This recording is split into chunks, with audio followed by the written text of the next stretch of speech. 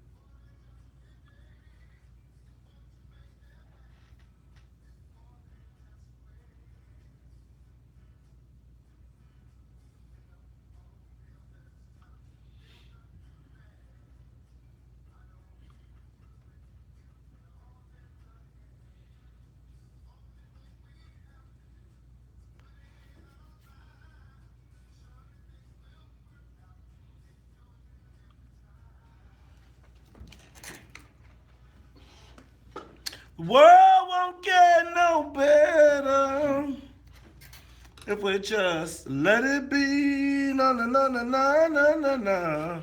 The world won't get no better. We gotta change it, girl. Good morning, Chicago. Good morning, world. This is the WVON Morning Show. I'm your host, Maze Jackson. Got my man Charles Thomas in the building. Charles, how you feeling? Ready for takeoff. All right, Charles.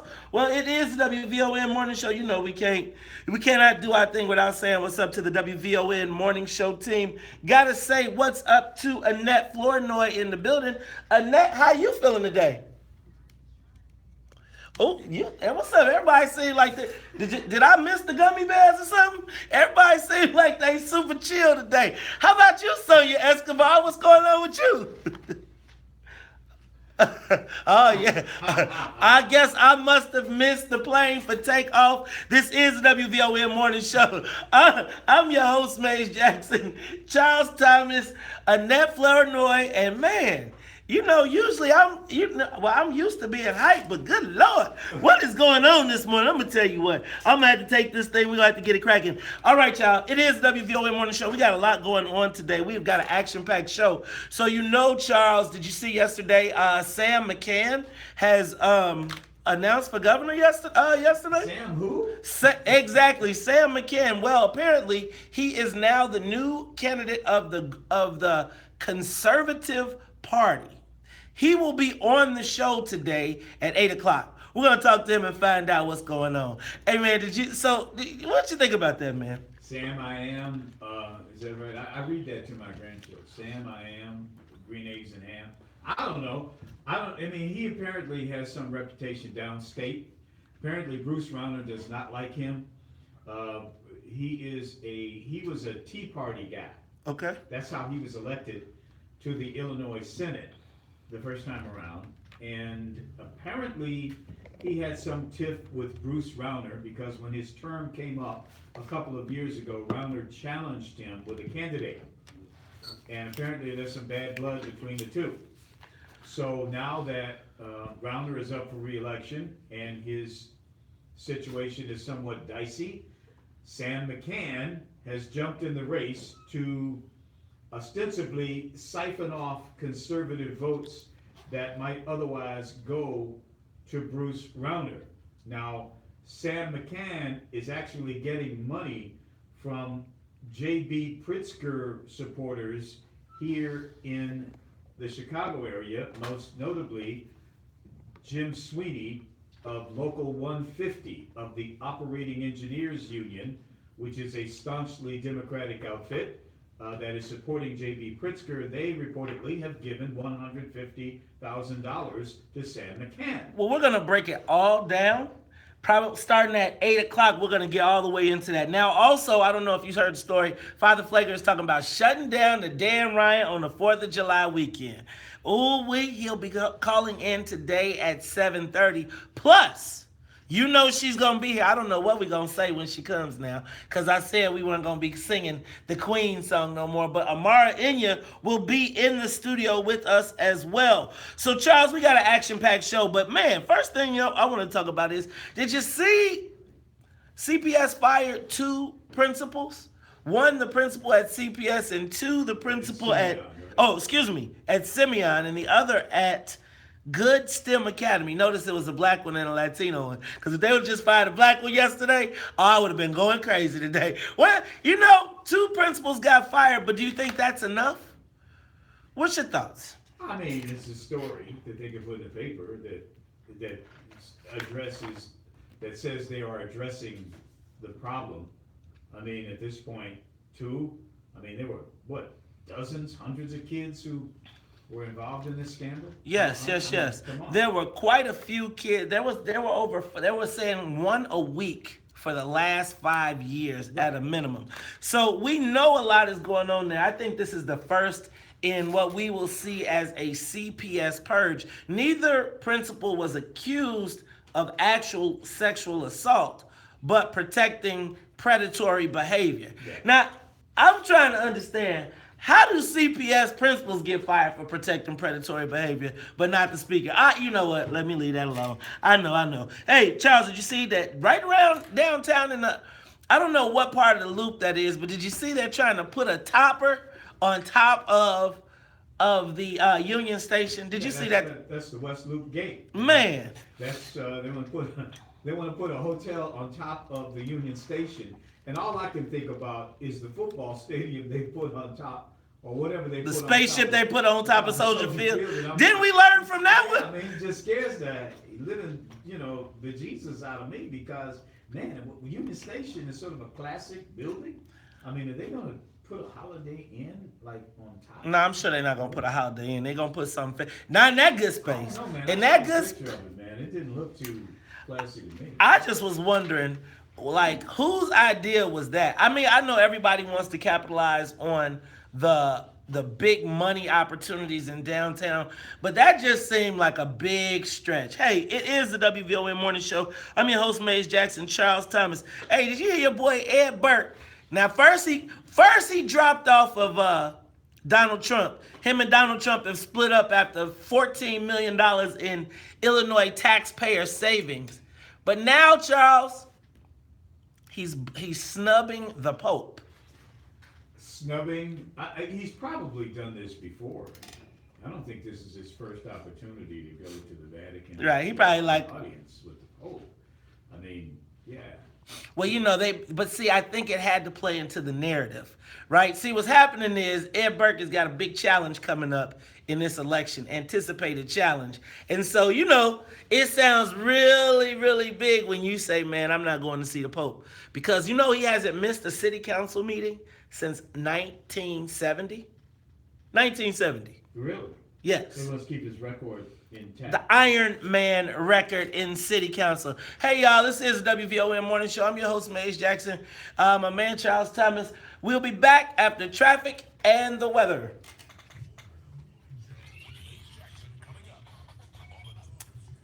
Yeah, I don't know why the screen's not going whatchamajigam today. I gotta update my phone, I think, so we're gonna have to rock with it this way. Interesting. All right, so we'll try a new. I don't like this view. I hate skinny screens, but if you're watching on your phone, then it looks pretty slick, huh? All right, let me see what it looks like on my phone. All right, y'all. It's the WVON Morning Show. I'm feeling good and great. Okay. Dang. Y'all all in my lap. Let me see. All right, take a moment, share the broadcast. All right, y'all, we got a lot of stuff going on today. We'll be discussing Father Pfleger shutting down the express route down the... Ooh. Powering on. Welcome to All Tech Lansing. For your shopping pleasure and to enjoy the reggae, African, Caribbean, pop gospel.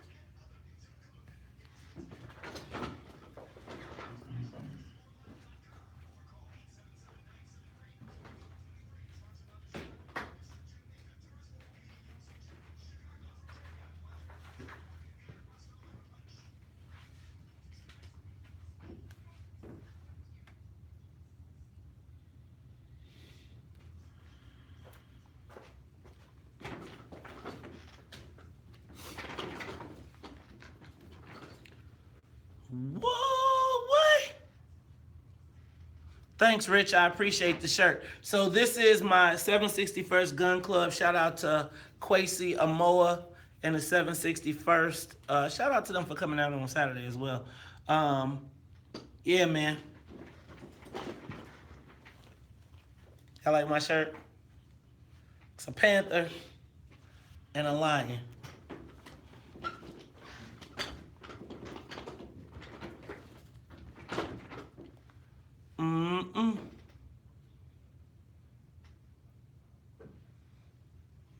Yes, Jacqueline, you're all the way in Wyoming and you're listening, so get to the good stuff. I missed it.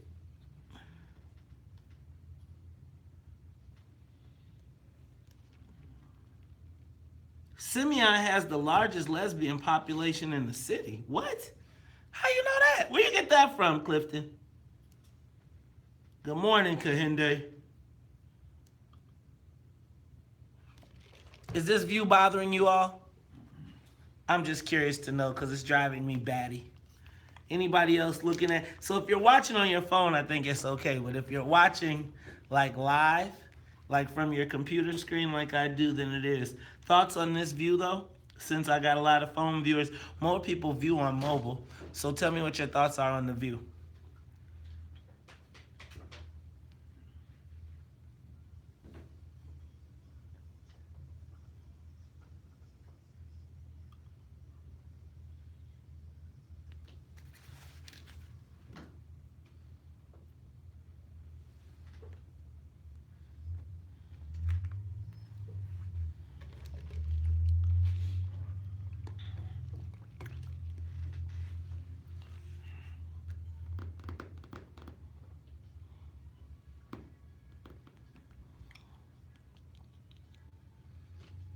Oh, Claudine. Is that today? The soundtrack for today? I love this movie. Y'all know nothing about Claudine.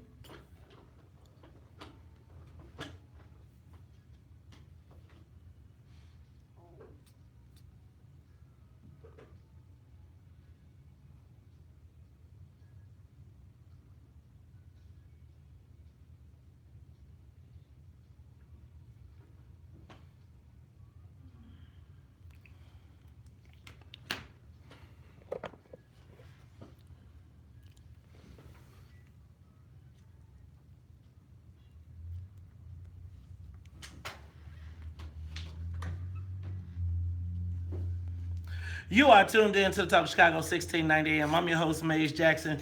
Got my man Charles Thomas, and y'all, this is the WVON morning show. Now, you hear the music in the background. Today, it is the soundtrack of our lives this month, Black Music Month. That is from Claudine. Charles, you remember Claudine? Yeah. Man, I love that. James, you know what, man? That was a classic movie. Throwing back to the 70s. You know what? Every time that movie comes on, that's another one of those stop and sit down and watch the movies. James Earl Jones, man, I just got to, good old movies back in the day. Yeah, you wax philosophical about like what it was like then and now and growing up back in the day. They're gonna take you back. It takes you back. You know what? So today we will be hearing music. Black Music Month, June.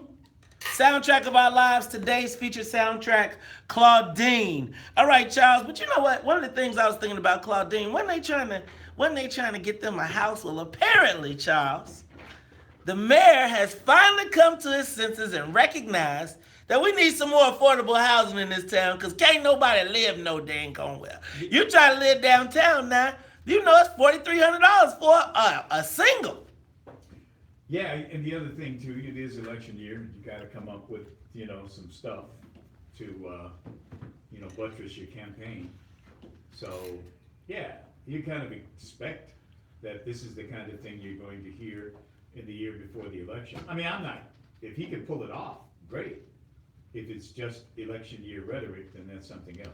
Well, he says he's got a 5-year plan, a 5-year housing plan. You notice how these plans all keep extending to 1 year or a couple years past this election. You know what? I can't wait to talk to Amara Inyito because I know that Amara will be able to give us some insights. There was a story in the paper regarding the affordable housing, and I think that they were saying that actually that it's very difficult to live in quite a few of the neighborhoods, and that the affordable housing plan that was put in place didn't quite work the way they expected it to work.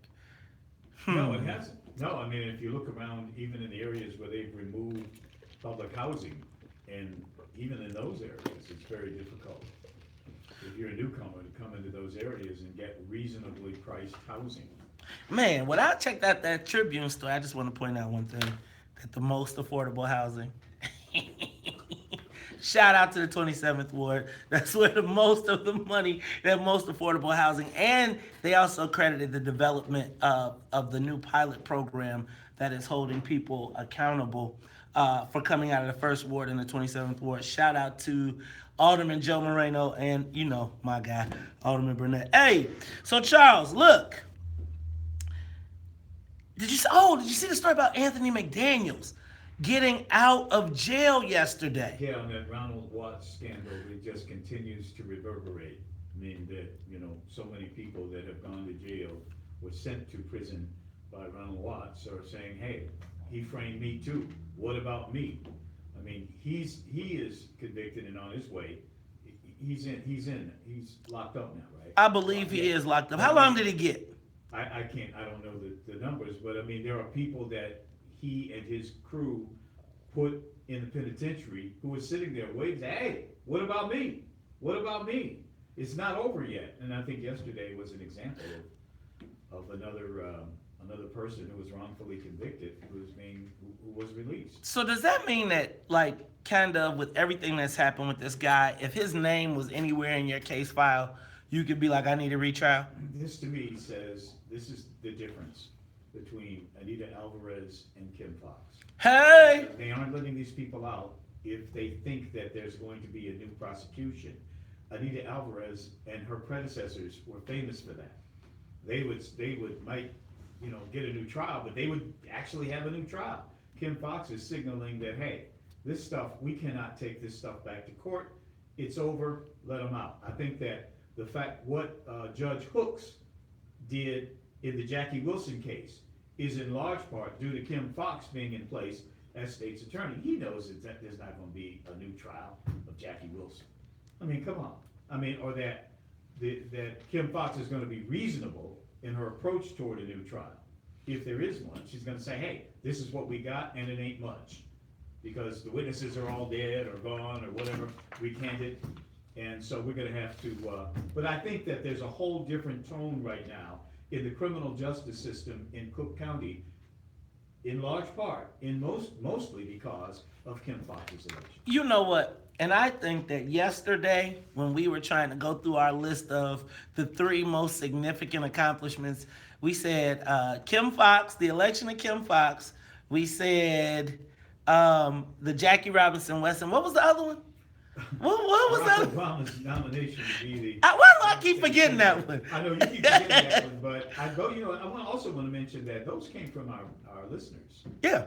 That wasn't us. No, that's what I said. That's what we came up with, right? Because I kept, and it was our listeners. It was, you know, I guess my question now with this whole, I think that maybe Kim Fox. I don't think that yesterday, I think I was probably being a little bit facetious and but I think looking at what Kim Fox is doing, the largest mass exonerations, just what she is doing to right the wrongs of the criminal justice system, I may have downplayed that. I think I may have too. Like as we keep, because as you think about black people having a shot at justice, right? And even being redeemed. Now, I would be ticked off if I was Ronald, what's my man, Anthony McDaniels, because he served 10 of the 12 years. But ticked off, he's out. I mean, this man's got to be. Oh, he's elated that he's out. I would people who are ticked off.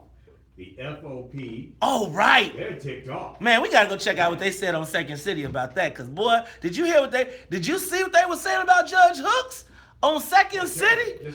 Oh my God. I was like, geez, this is, hey man, black people, like, even when you know you're wrong, you like still lock them up. All right, Charles. We were supposed to talk about this yesterday, but we did not get to it. Auntie Maxine. Oh, I'm allowed to call her that. Oh, she might have revoked that after the last interview. But Congresswoman Maxine Waters has encouraged people to get in the faces of the Trump supporters and put the pressure on. She was agreeing to the fact that, didn't last week Sarah Sanders Huckabee Sanders got refused service at a restaurant, And then the week before that, the Secretary of Homeland Security, Kirsten, I can't think of her last That name. she was harassed at a restaurant. She was harassed at a restaurant so much so that she had to leave. And then Congresswoman Waters says, we've got to keep it up. We've got to put the pressure on and get in the faces of the Trump supporters. So, Charles, I don't think that's going to end too well. So the social media question of the day: should black people be putting the pressure on Trump supporters? Let's talk about that when we come back. It's Talk Chicago 1690 AM. I'm your host, Mace Jackson. Charles Thomas. We'll be back. All right, y'all. I'm about to end this broadcast and try and do this again. All right? Here we go. So I'll see y'all later because this is blowing me.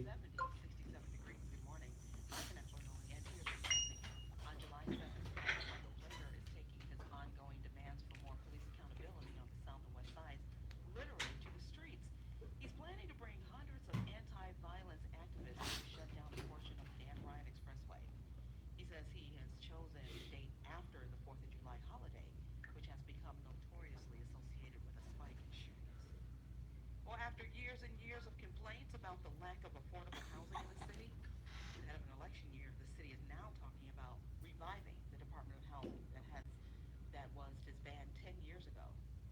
Mayor Emanuel's been under fire for several years for not doing enough to address the shortage of affordable housing, but now the city says it will recreate a housing department to support access to housing in all neighborhoods. The move was immediately criticized as election year pandering by challengers Paul Vallis and Gary McCarthy, and even some Emanuel allies on the city council complained that the media heard about it before they did. The announcement of the new department follows last week's announcement of a seed fund to provide loans to housing developers to buy and rehab existing buildings if they make 20% of the units affordable. David Stewart, NBC News Radio, Chicago. And there's still no word on what LeBron James is going to do about his $35 million player option with the Cavaliers. ESPN reports there likely won't be an elaborate free agency tour if he does decide to hit the open market. The decision has to come by Friday. Free agency begins on Sunday. More on sports with Sunny Means. They have to look at our news now on 1690 WVON. Sports, traffic, and weather up next. WVON News Time, 6:32. This news report is brought to you by Geico. 15 minutes could save you 15% or more on your car insurance. Great news! There's a quick way you could save money. Switch to Geico. Geico could help you get great coverage at a great price, and it only takes 15 minutes. To see if you could save 15% or more on car insurance, go to geico.com today and see how much you could save. Weekday mornings, put some pep in your step with a musical blast from the band. Enjoy Charles's Choice, sponsored by Next Level Health at 8:38 every morning. And Wednesday mornings at 8:05, WVON host Charles Thomas gives you a snippet of one of his favorite tunes from back in the day, when music had meaning. Listen to Charles's Choice, weekdays in the 8 a.m. hour, and become a fan. Powered by Next Level Health, a Medicaid-managed health care plan for Cook County residents with Medicaid. Next Level Health, a healthier you, a healthier community.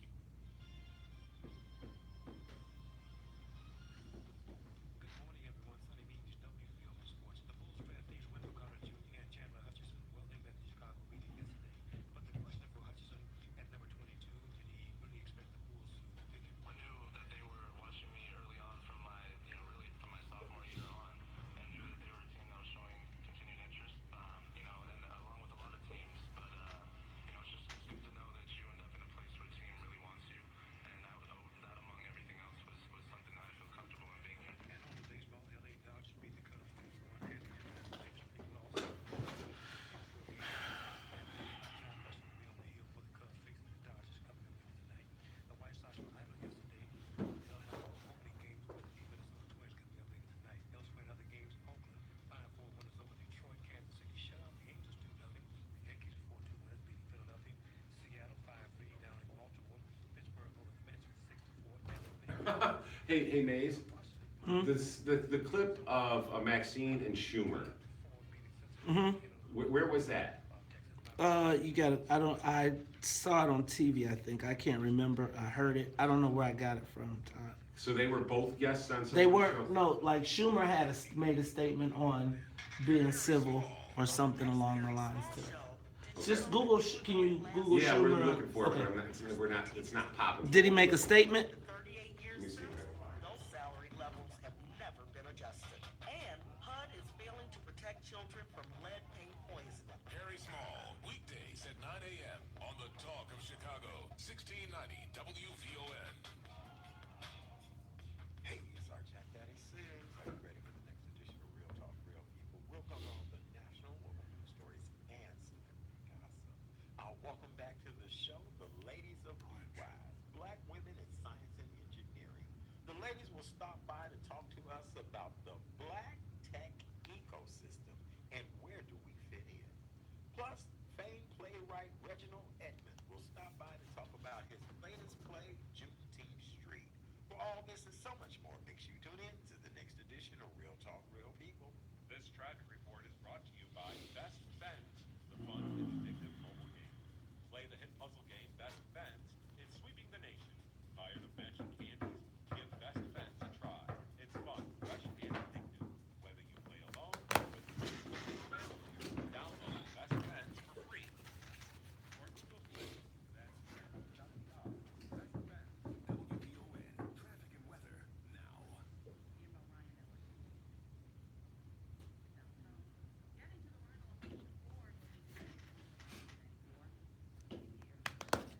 Hey, you heard that, Rick Good? Tuskegee.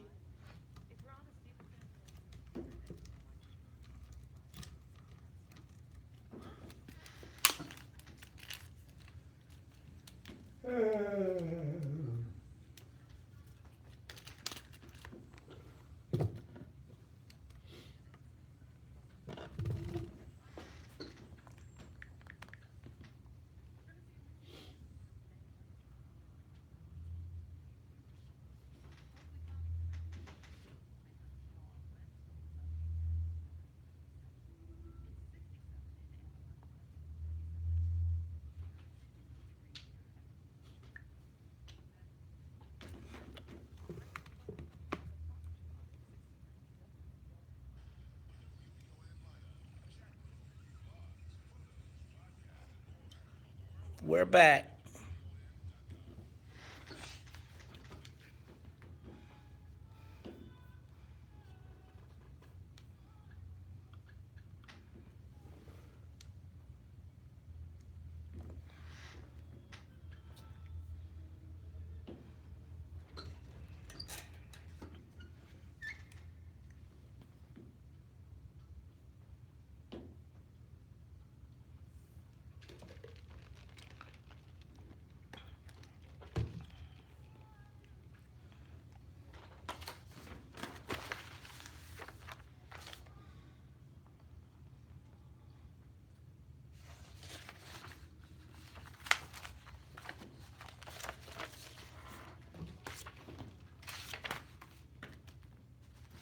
Take a moment, share. We're back. Let everybody know.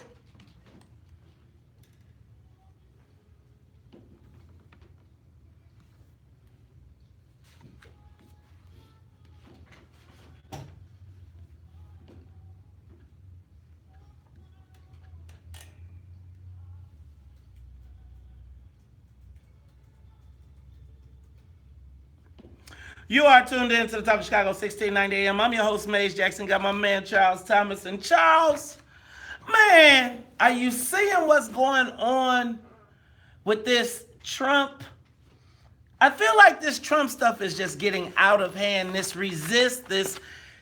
Last week we saw Sarah Huckabee Sanders denied service at a restaurant. The week before that, we saw the Secretary of Homeland Security being shouted out of a restaurant as she was having dinner with a staffer.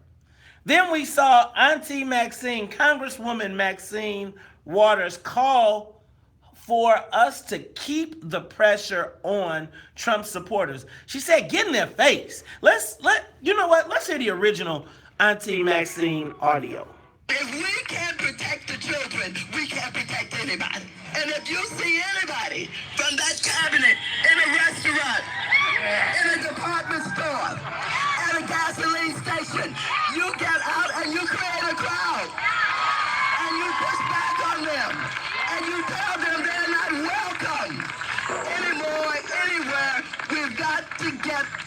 children connected to their parents. The children are suffering.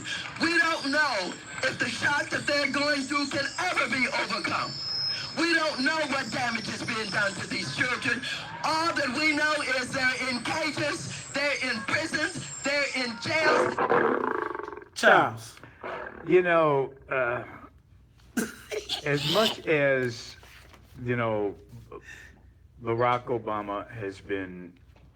Barack and Michelle have been vilified on this program. I mean, we've called them out for what they did not do. But when you think about the tone that they gave to this country, they tried to hold for this country, like during the campaign, when Michelle would always say, they go low, we go high. What happened to that? I mean, Maxine Waters is the antithesis of that attitude. She is going low. She's going low because Trump and them went low. And, it just really, to me, speaks of really just uncivility. Is that the word? Incivility. Incivility, yeah. Anything else is This just is not- uncivil. Yeah. This is ridiculous. And she, in my way of thinking, should know better. Because let's face it, if the tables were turned and they were doing this to those who support her view of how things should be going, what's gained by any of this? I mean, they go low, it's like we go lower kind of attitude that's being taken now. And it's bad, man. Charles, so a couple things, because I talked about this yesterday, and I was a bit put off by the fact that Congresswoman Maxine Waters would tell us to go down this path, right? I thought it was, because she comes to us as Auntie Maxine, but what's your auntie in Spanish? Tia. Tia. Tia. She's really Tia Maxine when you look at her district and where she comes from, right? So when she and even Kamala Harris say, we need to ban ICE, we need to get in these people's faces, that is playing to a constituency that protects her. That is not, to me, black folks. Now, the other concern I got with her telling us to get out the car, and you see, so I went downstate, like, just on the other side of I-80, and when I went down to the other side of I-80, I saw in Illinois, I saw a lot of Trump bumper stickers. Of course you did. And let me tell you what, I'm not scared, but I ain't stupid. And all I see, Charles, with that is one of our young teenagers or young people trying to call themselves on a college campus or somewhere, I'm going to stand up to confront the Trump supporter, and here come the police, here come the pickup trucks. Check this out. Dylan Roof is still alive. I'm not calling for him. Era where public accommodations we were not allowed to go certain places. We would be harassed. If you went to a lunch counter in 1963, 4, 5, and you sat in that lunch counter in a Woolworths and you wanted to order something, you would be harassed. You would be harassed just because you were black. We should be very sensitive to what happens in public places. We should be very sensitive to that. Yes. And this, for her to say that, as though we have some license now to do what white folks did to us because we were black as recently as the 1960s. I mean, come on, Maxine. Remember, you get some perspective here. That's not where we need to fight this. Okay. Not in the public, not in the public accommodations arena, harassing somebody because you see him in the department store. Oh my God, man! Charles, can't do that. And see, somebody yesterday said, I'm tired of us taking the high road and well, I feel like if we're going to deal with issues, let's deal with the issues in our community. I still have yet to see a Trump supporter drive into the black neighborhood and say, stand in front of an Arab corner store. I just feel like this doesn't end well for black people. And you saw Trump shot back yesterday and said, be careful. Maxine, what you asked for. Because do you imagine them turning the Trump supporters loose and feeling like they got license? Thank you. And feeling like they got license? Y'all said y'all want to get it in. Now, then I had some, everybody like, yeah, bring it on. Hey, this ain't Facebook. This ain't social media. This is you pull into the gas station because you at the last stop. And now they ask, what if they ask you, where's your Barack Obama stick? What was you doing with that Barack Obama? Because you're not welcome around these parts. And you know what? They strapped. And they stay strapped. They stay strapped. Now, can you imagine the police officer that says, I feared for my life? He was a Trump. He said something. You're gonna be able to kill. And you know who is gonna be? The white liberals gassing you up to do this, gassing Maxine to tell y'all to do this, and you gonna get somebody killed. And you know what, Charles? You know how? Did you see that Chuck Schumer started slowly backing away from him? Did you see that? Any reasonable person would slowly back away from this stuff. Not according to Frank. Frank, you on the top of Chicago. Good morning, my two brothers. Good morning. Hey, y'all are both right and y'all both wrong. I think we should stand behind Maxine Waters and protest the slave master, the plantation owner, as well as his workers, okay? I feel we should step back, though, and let the white people do the public harassment, all right? Because it could get flipped and turned to something racial unless they happen to come into one of our establishments. Of course, make them feel uncomfortable. The same way you make someone feel uncomfortable who work for a plantation owner. I stand with Maxine Waters, but we got to be smart. Okay? Like y'all saying, if someone could get hurt. Let the white people take the lead on this. Thank you, brothers. But the white people aren't. Maxine is taking the lead on this. Maxine is out there doing this. Right. I mean, come on. Right. I don't see Nancy Pelosi out here doing this. No. Saying this stuff. Maxine is. And why again, and I just want y'all black folks to wake up to understand why Maxine is pushing us out here. She gets to be black, so we all take the auntie. The Latinos ain't out there behind her pushing forward. She's playing to her constituency. This ain't our issue right now. It's Talk Chicago 1690. We'll be back. More of the morning show with Maze Jackson coming up. All right, y'all, take a moment to share the broadcast. Share. WVON. Take a moment, share the broadcast. Share, we're back. We lost it, but I had to change it, so take a moment, share the broadcast. Share the broadcast. What's up, Sean? What up, Brother Patah? What up, Quasi? Alicia Benford.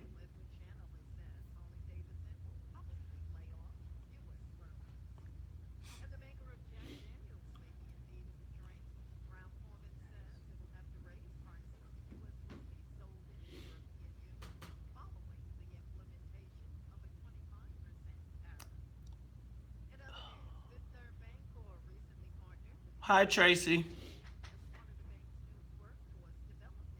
What's up, Keith Price?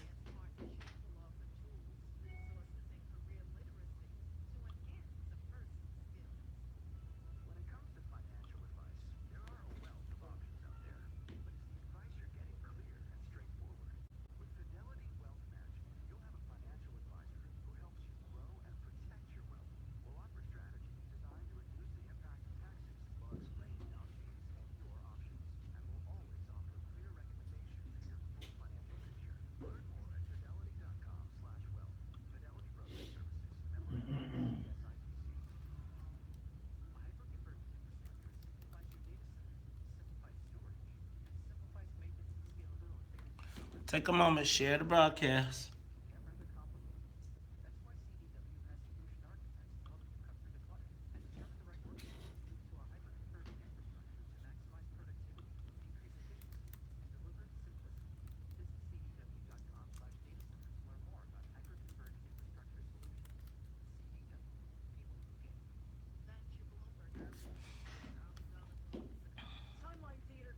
All right, y'all, take a moment, share the broadcast. I see y'all finding it. What up, John Hunt? What up, Heather? What up, Chad's mama? What up, John Hunt? Lorraine Little? What up, Glenn Reedus? Brother Patah? What up, Tamiko Holt? Rick Good. Hey, Rick, did you hear Annette say the Tuskegee Airmen way? Did you hear it? See? Take a moment, share the broadcast.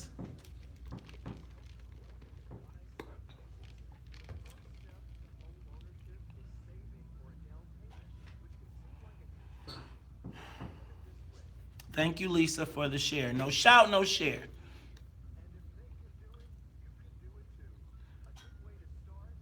Hey, y'all, we need a song for Amara. I need a Queen song. Y'all better come on with something. What up, Ron Lewis? Ain't no blue wave happening, I don't think. All right, what up, Alicia Benford? What up, Lisa Tracy? What up, Sean John Keith Price? Rick Good. Tamiko. What up, brother Ta? What up, D Cheney? What? 10 people shot. What?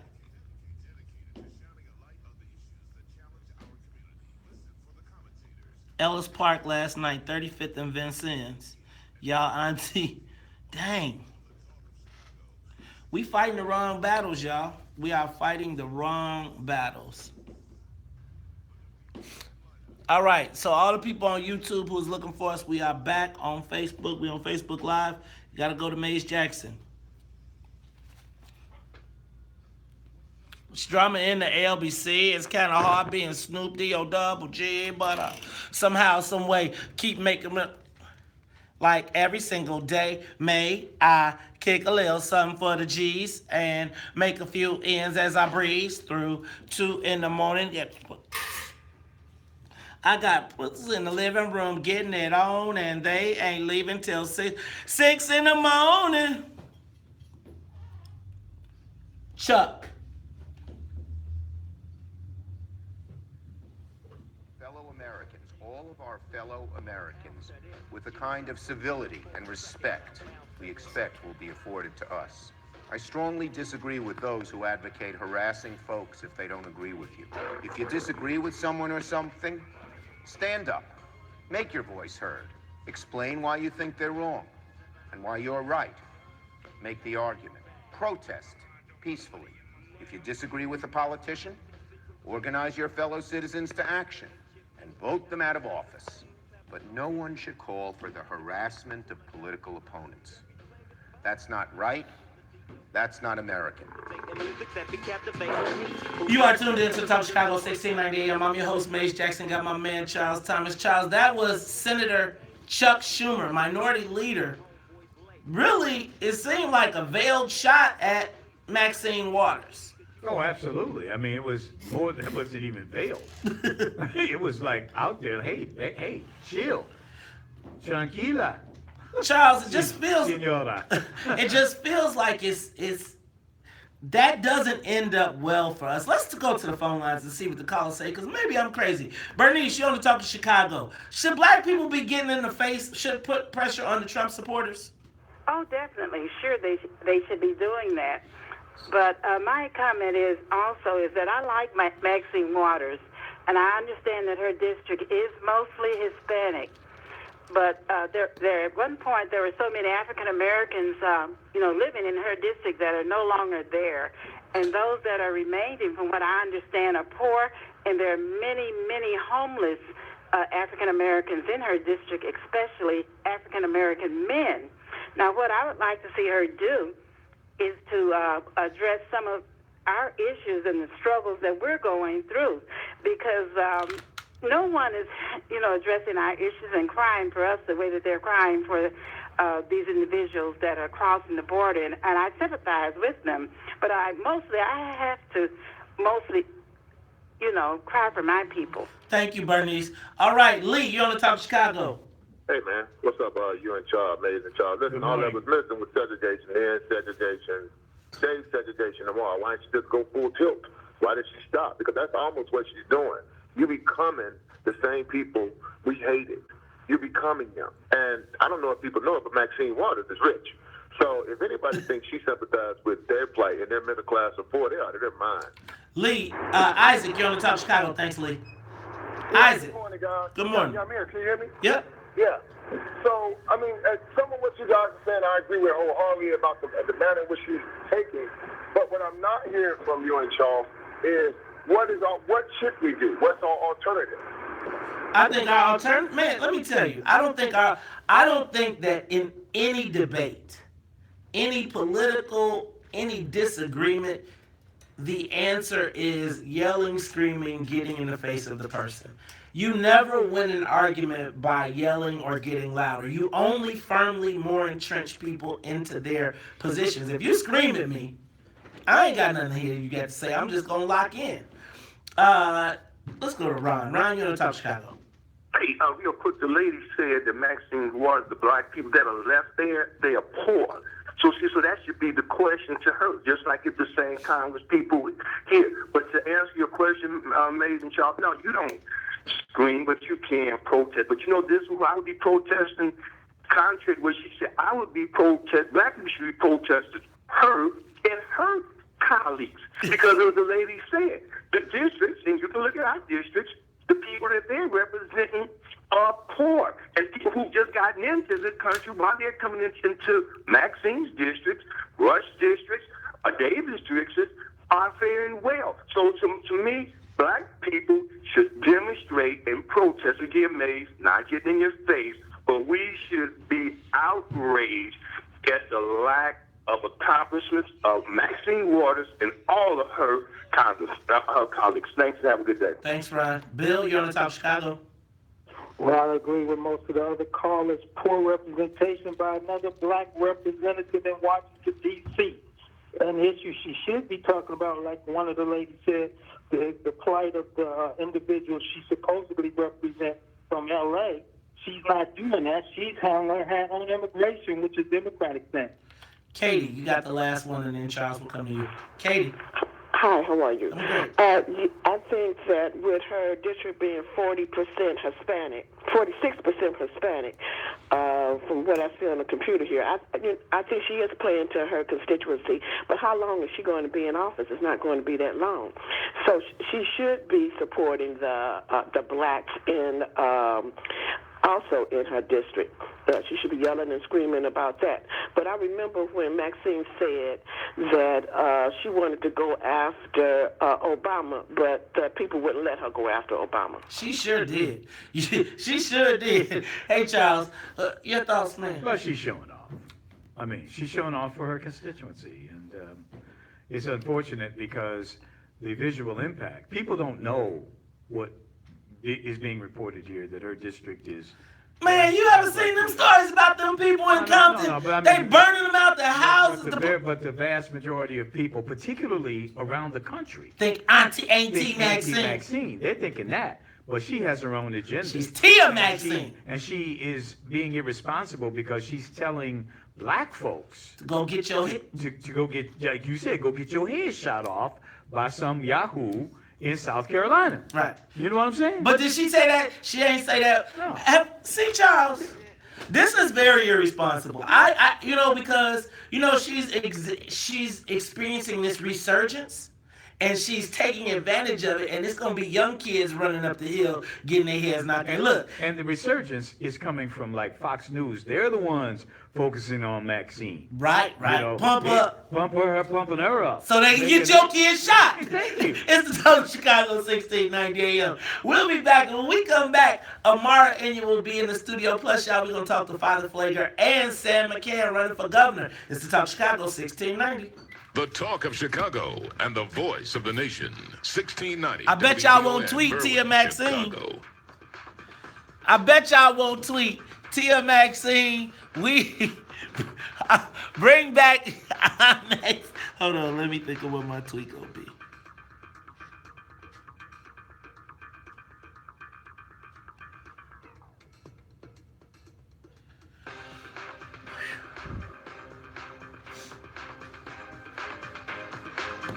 Whoa. A shouting match over. Just think though, they put out there on Front Street and then cut the branch off behind it. Oh! All right. Sonia, So we can figure out Maxine Waters. When we do Maxine Waters, we could be OPP, and we're gonna be other people's politics. You know, OPP, other people's politics. This is the story of the priest from Nagori who got suspended for a year from being a Catholic priest because he raps a positive message in his sermon. Just something at the end with Father Mike you can ask him about. I'll make sure he knows about it.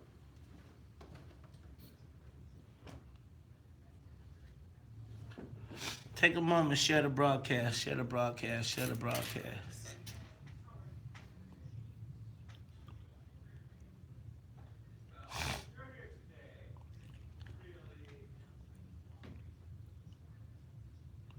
No, I did not talk about Permit Patty.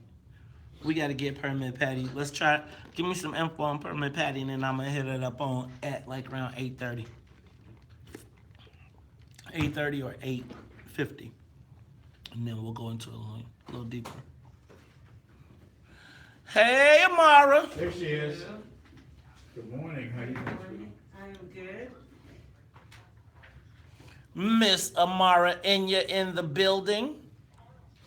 Where did you ride your bike to this century? I see you got your, yeah, I see it. I see it. Yes, I see it. Where did you go this time? You wasn't out at that dang on parade, was you? No. Oh, What parade? hey! See? I'll be back. You got the camera up. Hey guys. How are you? How was your weekend? My weekend was fantastic, busy. Yes. I had to come back here so I could rest, you know? I was like, Were you out of town? No, I was just, going from place to place to place, I guess. And, There was a lot going on this weekend, right? I had a good weekend. Yeah. You? It was good. Yeah. It was good. It was family for most of it. Mm-hmm. Yes, and that's always a nice change of environment. Oh, man.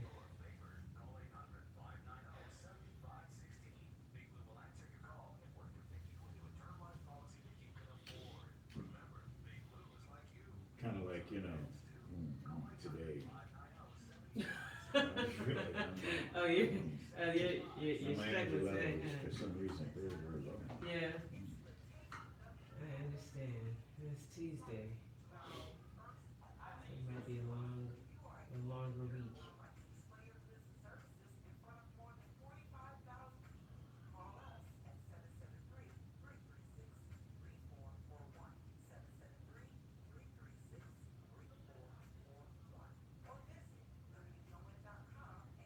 Okay. All right, guys. So I'm just sharing.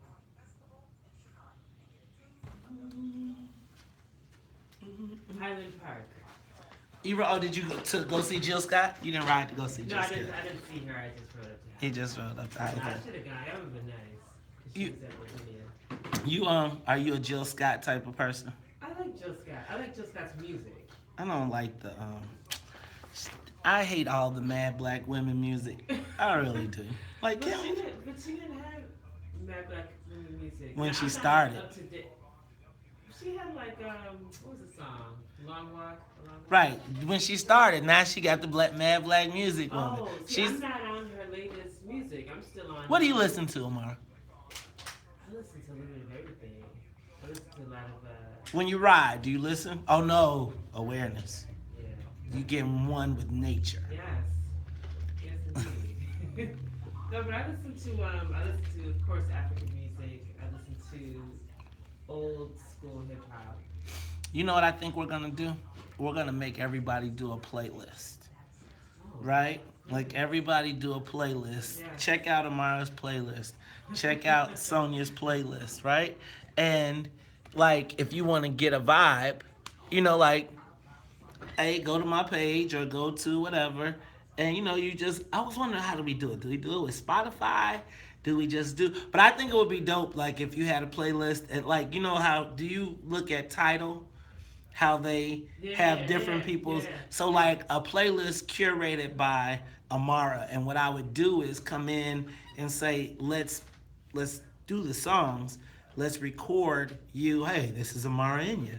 You know, when I'm, blah, blah, this is my soundtrack. This is my blah, blah, blah. And then you can add to it. You can ask people, you know what I'm saying? I'm saying like, and then just make it, share it. And if you decide you want to update it as frequently as you want to do it, like you could do it monthly, you could do it weekly. I like that idea. Yeah. Now it would be a very eclectic. But that's the point. I think that's the point. Like how many times I think about how I used to put my iPod on random and the songs that would come up and you would be like, whoa, I forgot about that. Or stuff that was on an album or something that I may have picked up that I just liked one song and got the whole album. Yeah. Allows for collaborative playlists. Tennille, let's do that. That'd be cool.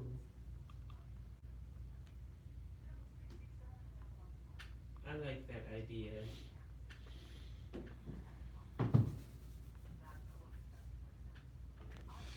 Jam Media Solutions announces acquisition of Outer Banks, North Carolina. Talk to me, President Mason. What does this mean? I can't read it right this second.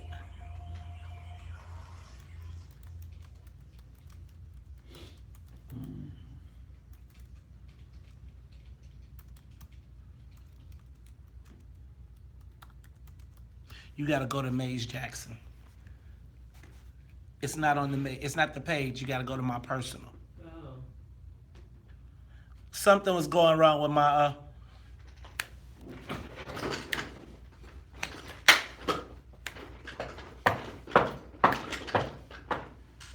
happy home.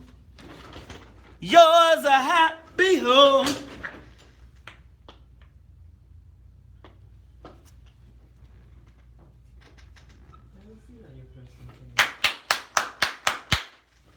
Huh? I don't see it on your personal page.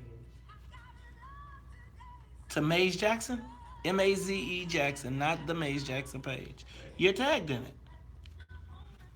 Oh. You don't see it? Okay, now I see it, yes.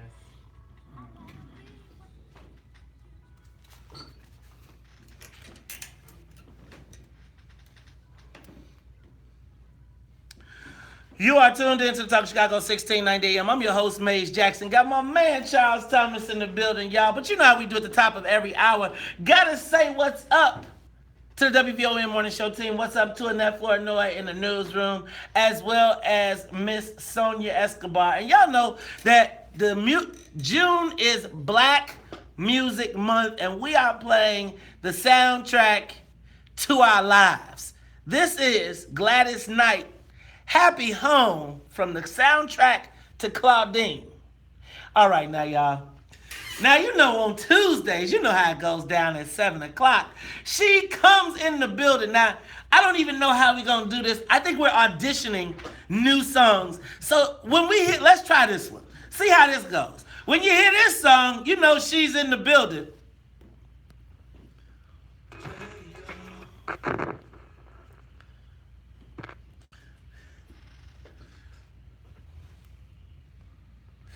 So that is Sun Goddess from Earth, Wind, and Fire.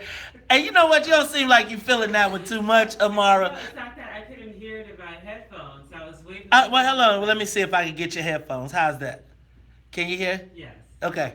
So, Amara, ladies and gentlemen, right now we're trying to audition new theme songs for Amara. Sonia came up with this one, Sun Goddess.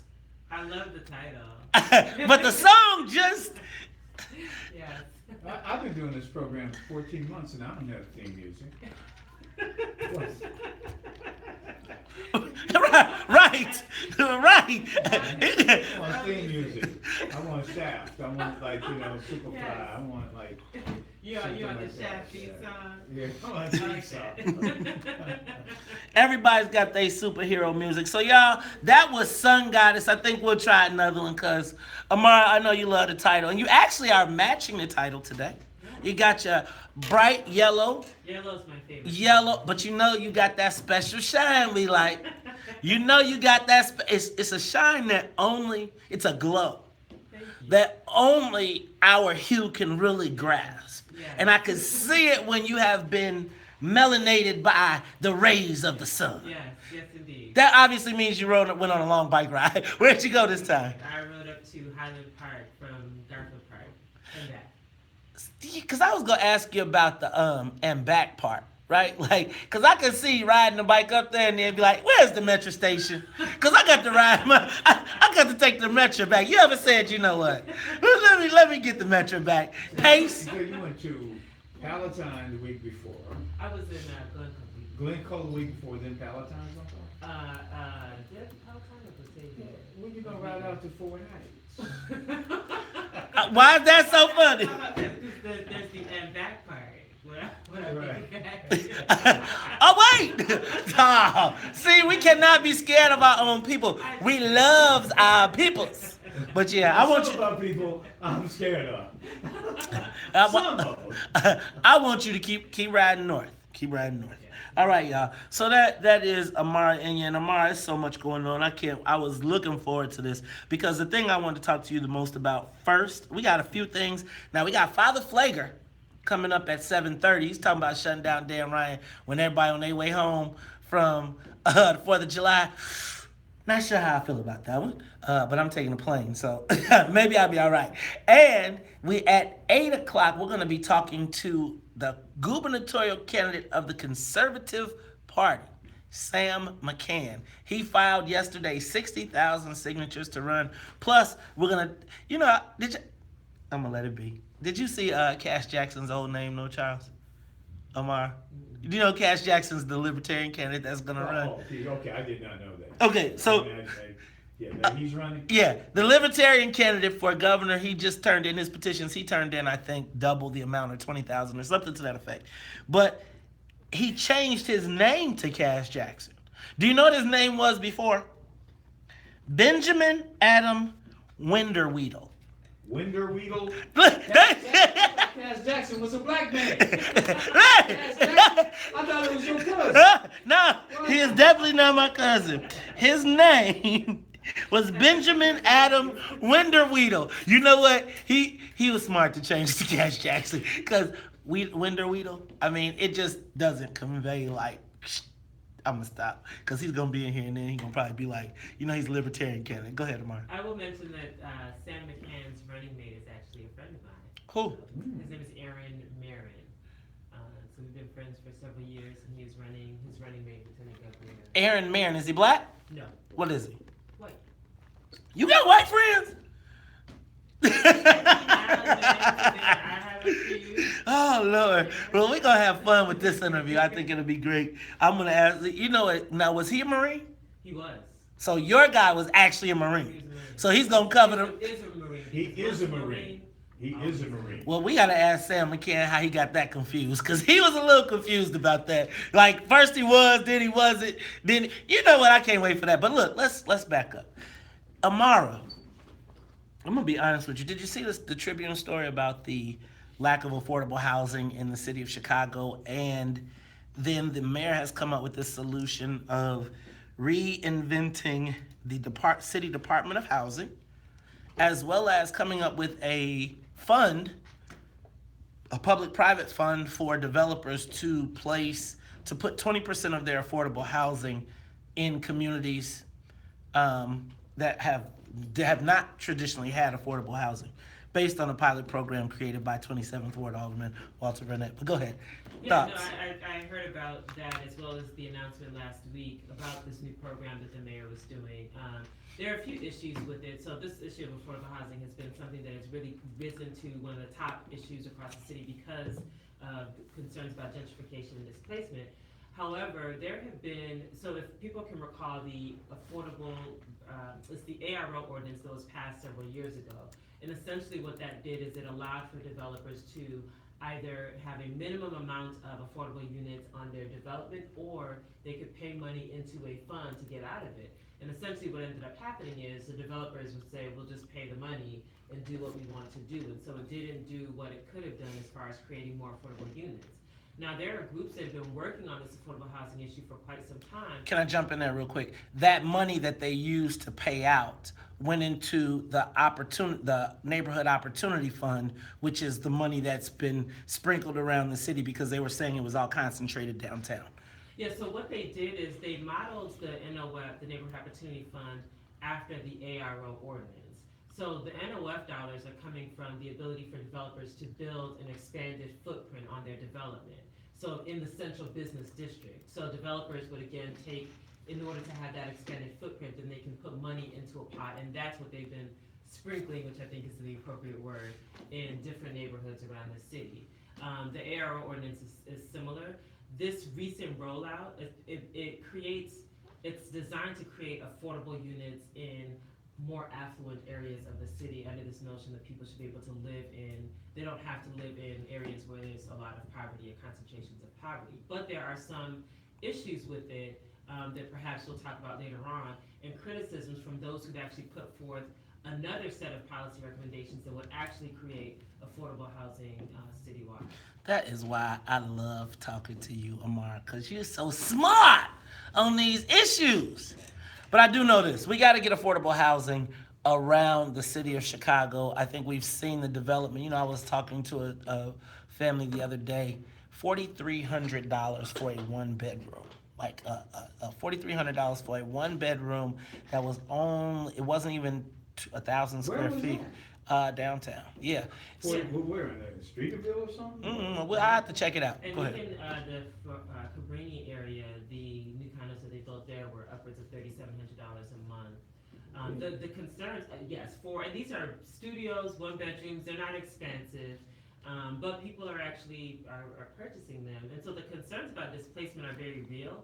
And when people talk about what development does to a neighborhood, and if we don't address people's ability to stay in their neighborhood, displacement is a very real phenomenon that we're seeing happening right in front of us in several key neighborhoods that have been in the mayor's line of sight. Ladies and gentlemen, you're listening to the Talk Chicago 1690 AM. I'm your host, Maze Jackson, Amara Inya, Charles Thomas. When we come back, we'll continue the conversation. Yep, $3,700. So And it's not that's actually my client. But that's not. That's actually my client.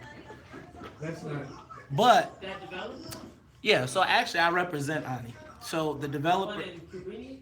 yeah, 3,700. But actually, let me. For a little. At 3,700, I find that hard to believe because I own property in a building and we don't go 3,700. We got $3,700 and $4,300 square feet, 1,500 square feet. And I don't think they're not 1,500 square In the feet. West Loop. They're not. In West Loop Gate, it has been rented for 2,700. Now, I mean, rents have actually gone down somewhat in the conventional market, just in the last year, maybe 10-15%. In the conventional market, now landlords are not getting 3,700 for 1,500. West Loop Gate, and Old Town Village are two. Atrium of Old Town Village are way different. The land. So let's be clear. So actually, that development that we're discussing right now, the old Atrium Village, was sold for over $100 million, and the church that owned it sold the covenant away to take away the affordable housing. Alderman Burnett, so the ARO required that they only pay 10%, bring back 10% of the housing, and they could have bought out. Burnett refused to allow them to buy out. And then what also happened in the project, that's why I was pissed. He took some hits for that. He took a tremendous amount of hits for that from the developers and the residents. But what nobody tells about the story is, so Atrium Village was supposed to be a combination of affordable and mixed. It was supposed to be affordable, mixed income, and then market rate. Market rate to the people who live in Atrium Village is $2,000. But the market rate, that's a false market rate. The real market rate is them people paying $4,300, $5,000 for them units. And so what Alderman Burnett did was force them to put 20%. He would not allow them to buy out. And he also made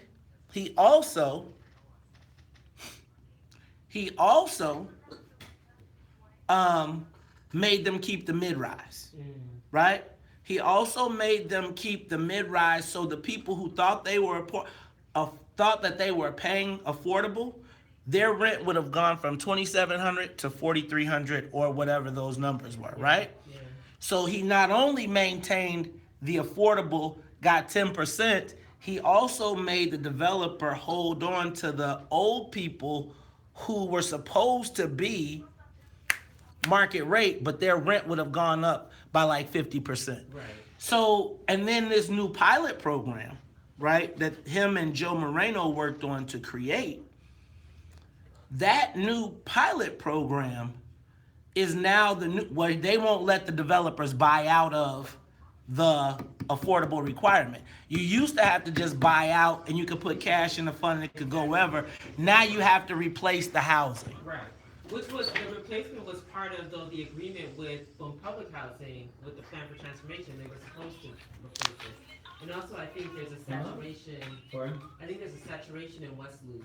Which, I don't know, which or something, this to, is advertised. It's a saturation of units, which contributes to the rates being Absolutely. lower. Oh, no, because they're building all this new stuff that's pushing pressure down. Exactly. I get that, and that's why, but 3,700 for 1,000 square feet, I just. Yeah, is it even 1,000 square feet? No, it's not. I'm telling y'all. That's gotta be Streeterville, like, straight up. So there, you got to understand how development goes now. You are tuned in to the Talk Chicago 1690 AM. I'm your host, Maze Jackson. Got my man, Charles Thomas. We are talking to Amara Enya. You know what? We're going to have to get David Reifman in here. I've been saying this for a while. We need to have Reifman in the seat, and he needs to talk to us about the affordable housing. Because if you talk to him, and speaking of that, you know what? We are talking about affordable housing and what's happening in the city. The mayor's creating this new housing, the Department of Housing, to address the lack of affordability in the city of Chicago. Yeah, man, I'm gonna tell you, these millennials, right? Like if you start looking in the West Loop, if you start looking in the, and when I say West Loop, I'm talking about the new West Loop, the Fulton Market. When you start looking at the near North Old Town Village, those areas have become prime destinations for people, especially young people. What you're finding is that these young people are either piling in together, right? If they buy a multi-unit, or they're renting these apartments and they're not buying.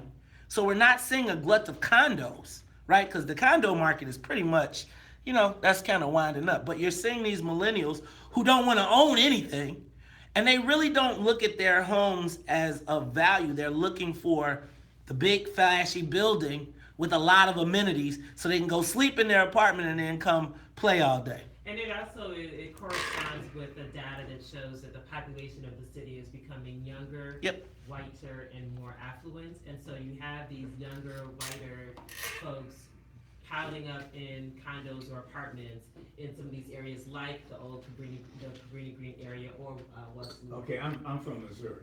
Okay, you gotta be basic with me. What's affordable?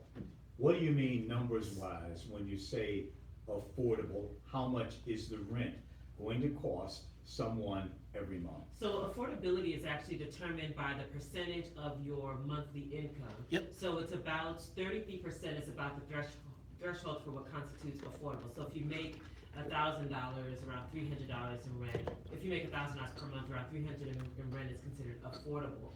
What we're finding is that people are paying upwards of 50%, 60% of their incomes in rent alone, which doesn't leave anything else for the other cost of living considerations.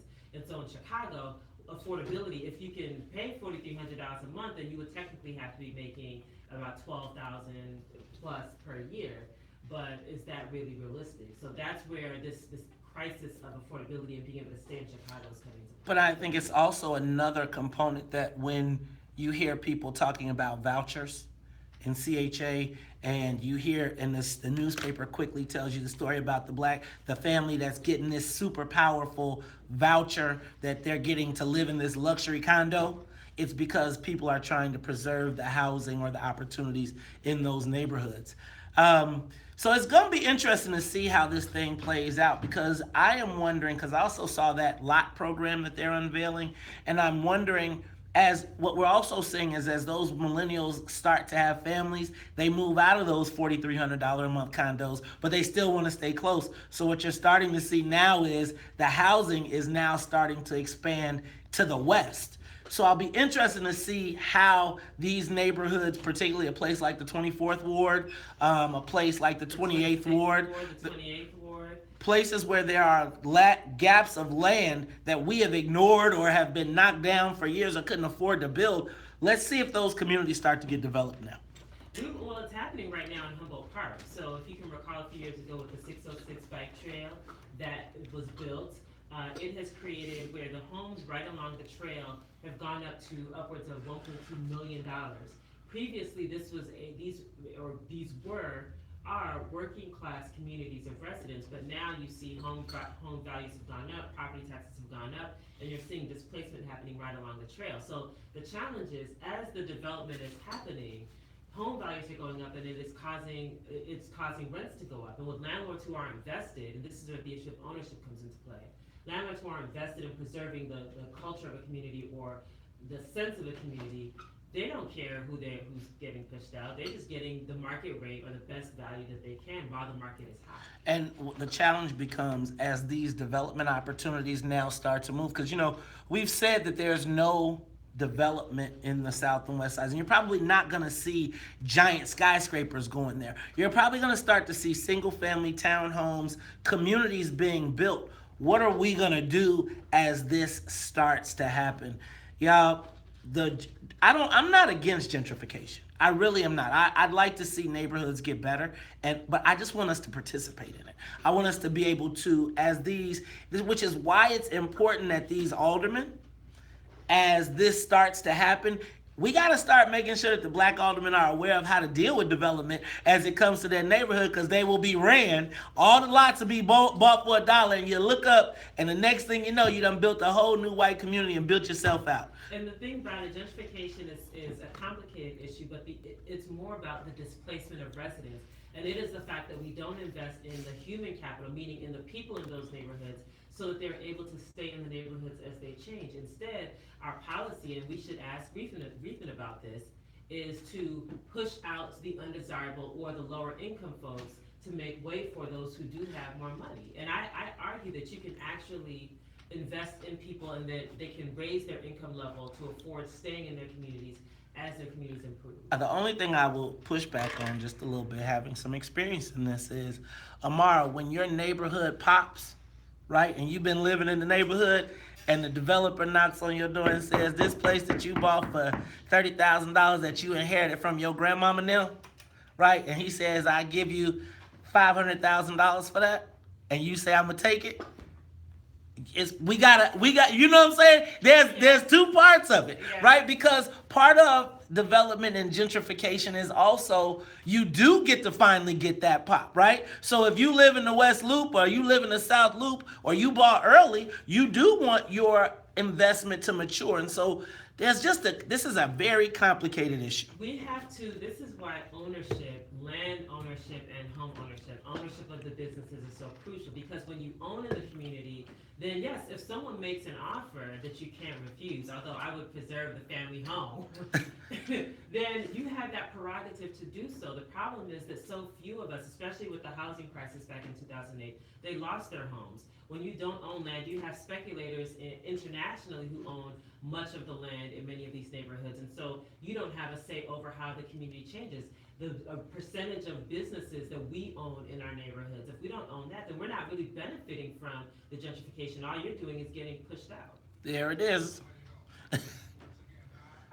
You said it, the rent is too damn high.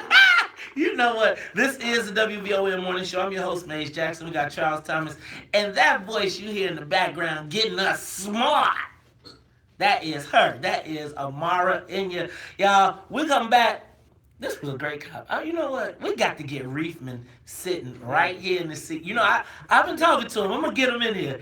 Look, when we come back, we're going to talk to Father Mike. Because Father Mike is talking about shutting down the Dan Ryan on the 4th of July weekend. Boy, it's getting ready to be some problems. For real. We'll talk about it all when we come back. It's Time Chicago. Live from the WVON. Woo!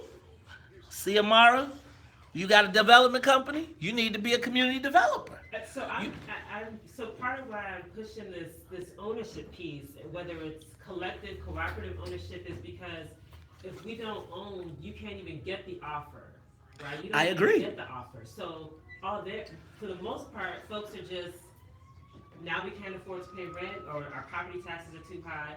Because the thing about it, the thing that I don't like about gentrification conversations is this notion that somehow in our communities, as soon as you get something nice, then we don't like nice things. I argue that we should have nice things in development, but we have to make sure that we benefit from that.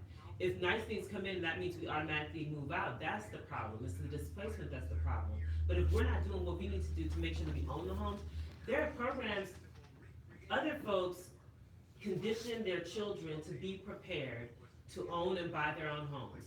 Figure out how to get federal dollars for your down payment. Like, there are programs that you can take advantage of that other folks use, so now they can own their homes. Here's how you own land. Here's property that was bequeathed to them.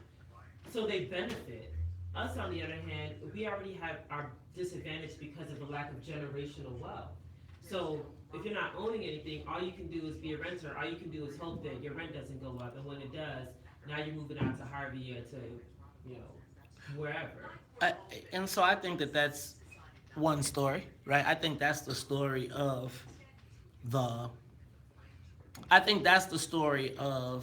certain communities. I think when you go to Chatham, right? I think when you go Southwest, right? When you go to places where black folks are solidly middle class, right? They may have been hit by the issue. When you go to those places, man, it's the house is a capital investment. Like, I'm not attached to my house. If I lived over here right now and I'm black and I'm subsisting and I'm in Woodlawn and I own my house, or I'm in Jeffrey Manor and all those places, and the Chinese come to me and say, hey, yo, this house that would have ultimately been, you paid $30,000, $40,000 for it, I'm gonna give you $100 for it, right? That's 300% profit. You may say, yeah, but if you a black person that's got you, like, man, I could get 300% profit and get the fuck up out of here and go somewhere where I could take that $100,000 to Texas and go build me a place where I can live.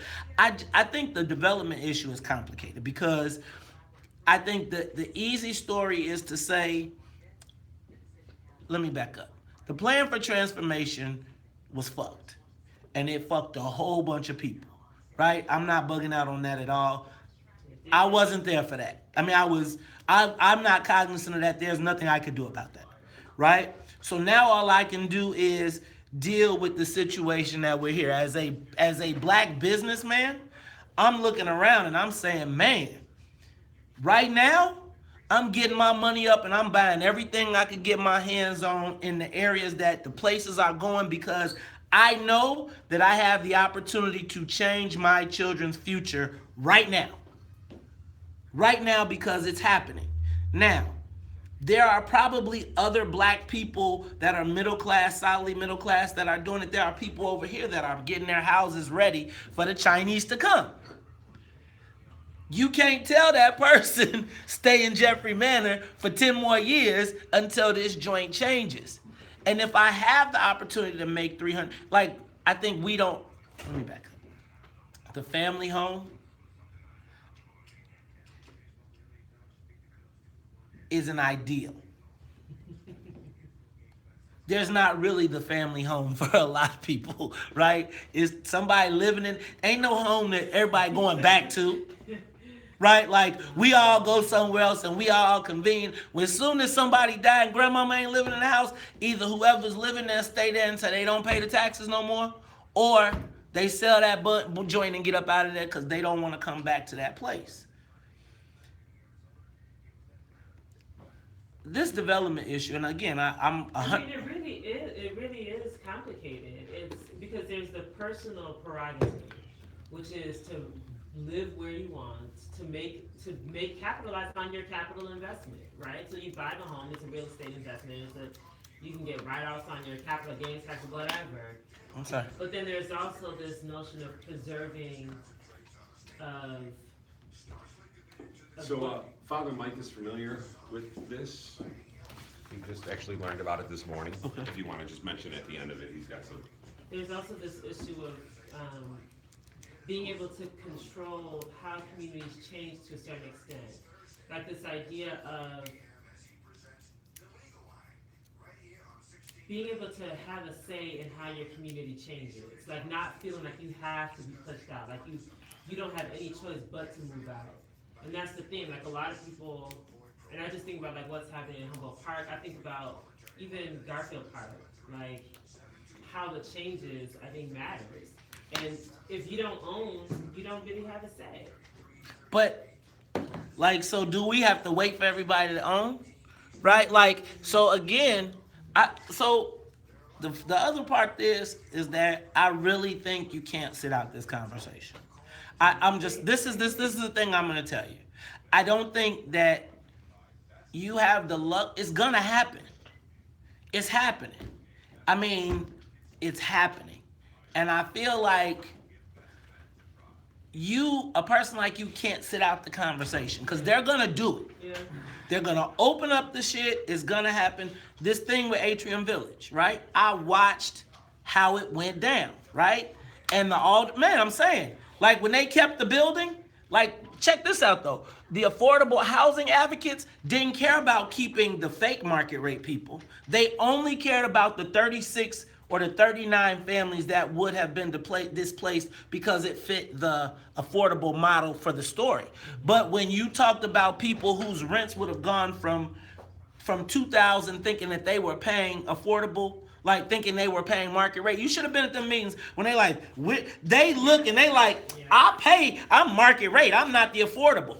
And then they like, well, market rate rent is about to be $5,000. And they like, that's not market rate. I can't pay that. I'ma leave. The affordable housing advocates, the Jane Addams Foundation, all them, they was like, we don't care about them people that pay quote unquote market rate, which wasn't market rate. So in that story, they don't talk about the fact that Burnett not only did double the city requirement, refused to allow them. They don't even talk about Jesse White would have been displaced based on the rent, right? And let me tell you, as soon as they opened that building, it was full. They can't keep people out of it. At $4,300 for a one-bedroom. $4,300 for a one-bedroom apartment there? Yeah. Is that considered, that's Old Town? Well, that's like the hottest neighborhood. That's Old Town Full Market. That's like the hottest. Full Market is the hottest neighborhood in the country. Like, motherfuckers are coming from all over the world to, like, do you understand what's getting ready to happen with the Greyhound joint? Like, with that the river shit? Oh, yeah. Do you understand? It's like, y'all, man. It was for a while now. It's real.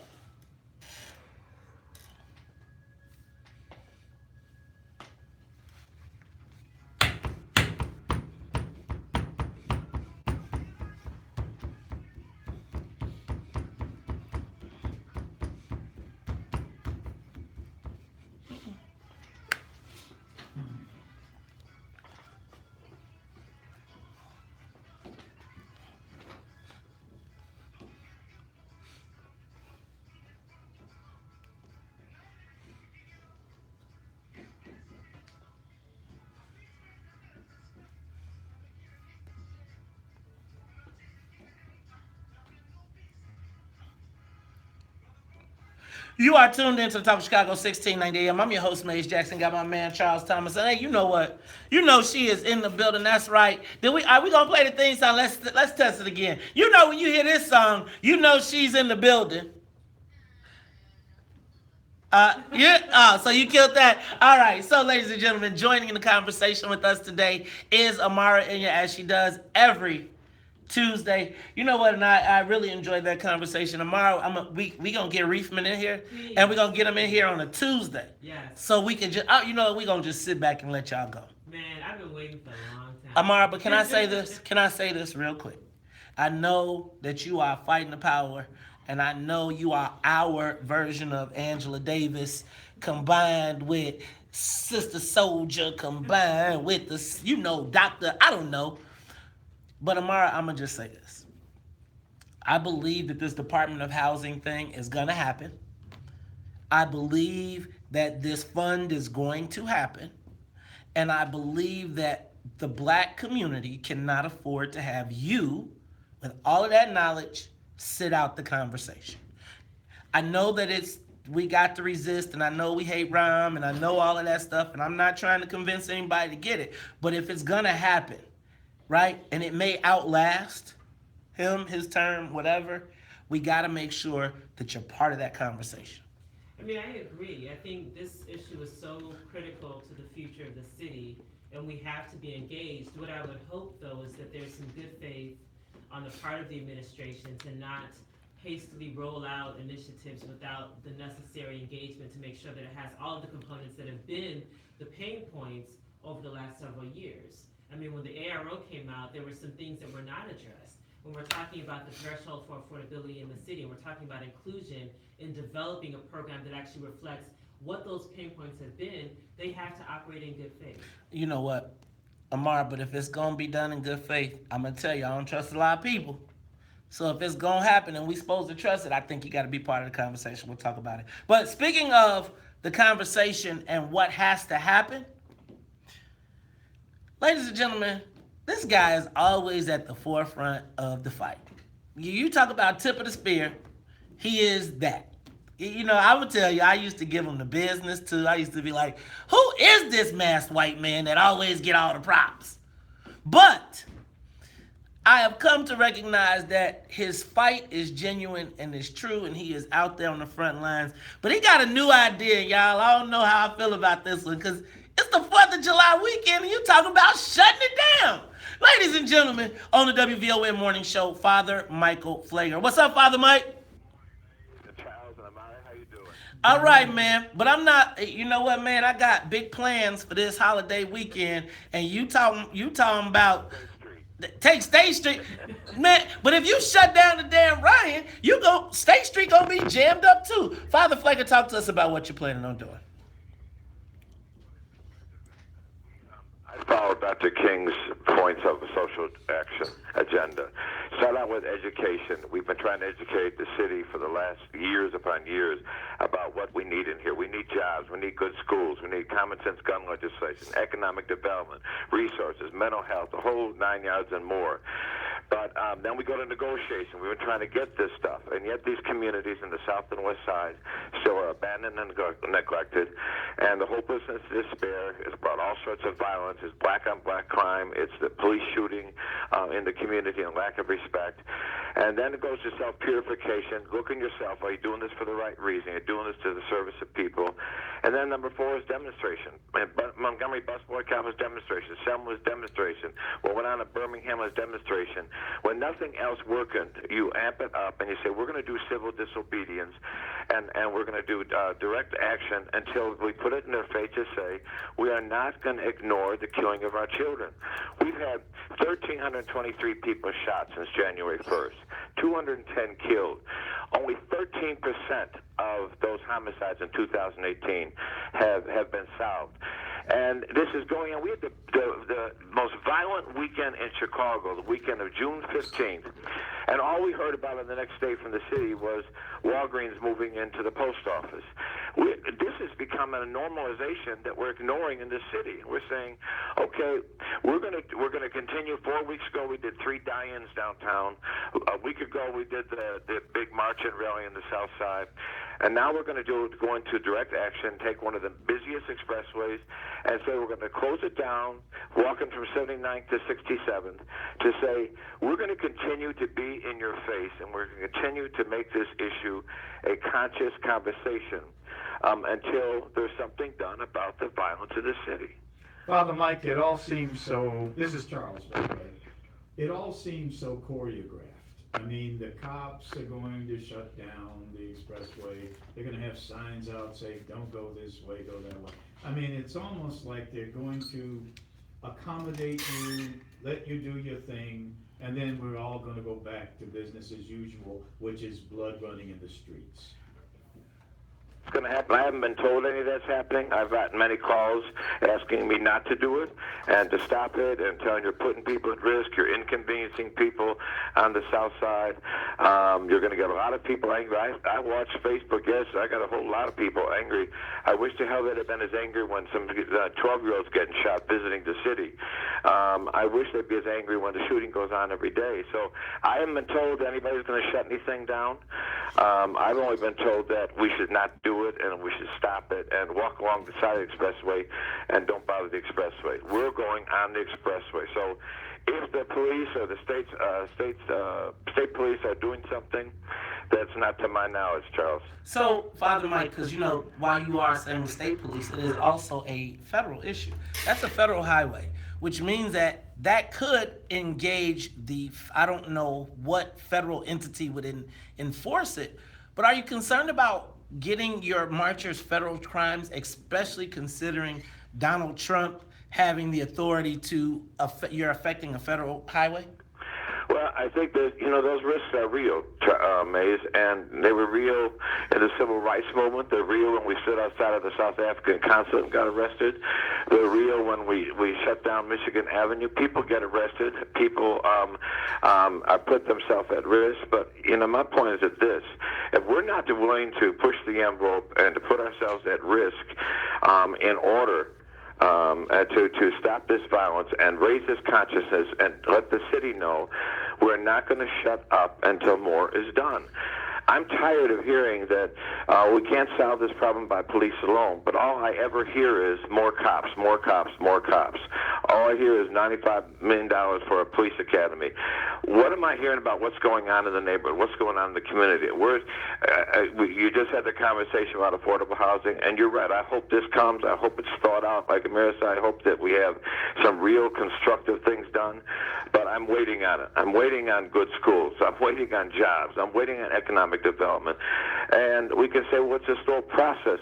One of the things I love about our young people right now, Mays, Charles, and Mary, is they are impatient and they are unfiltered. And we need impatience right now. And we need people to not worry about being political correct, but saying we want this to stop and we want it done now. Wait, ladies and gentlemen, that is Father Mike. When we come back, Amari, I know you got a question. Charles, we'll come back to you. As well as, Father Mike, I'm going to ask you about, this whole thing. Are we amping this up to a point where it's going to get physical? Because, things seem to be getting between you, Father Donald Trump, Maxine Waters. Man, we gonna need some security. We'll talk about it all when we come back. It's Talk Chicago 1690.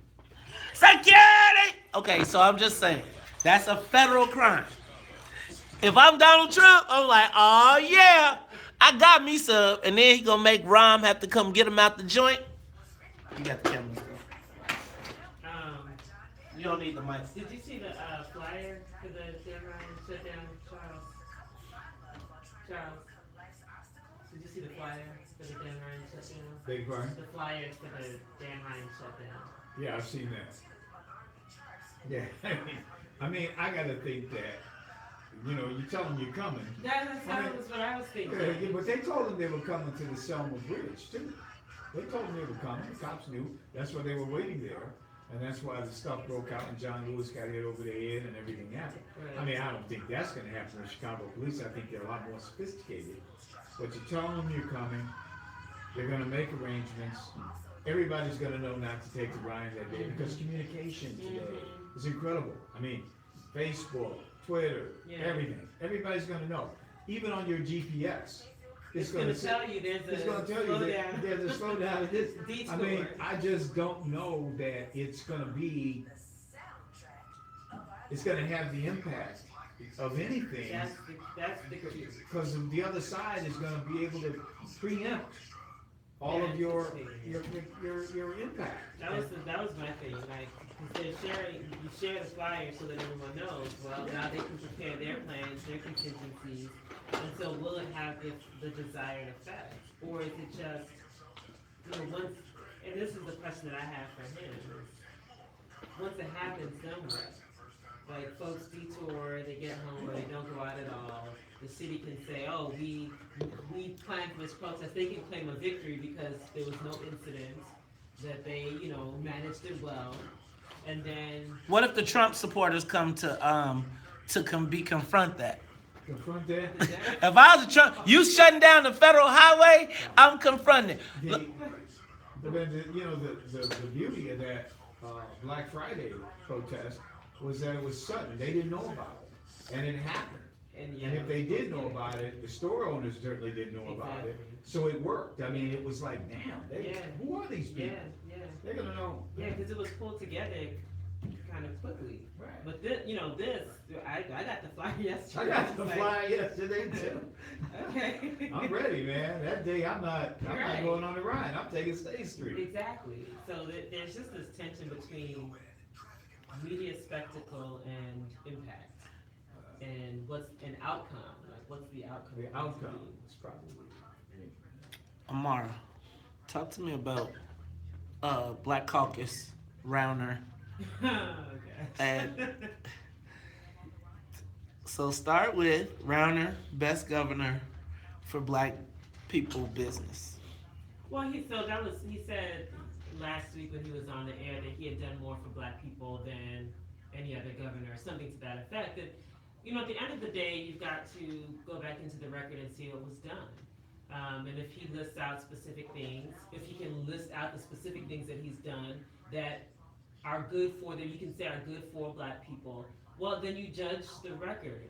I was surprised that at how frankly and candidly he spoke, but at the same time, what it should cause us to do is to think about some of the issues that were raised, such as for the last 30 years, as we've been sliding down by every metric, what has our representation done?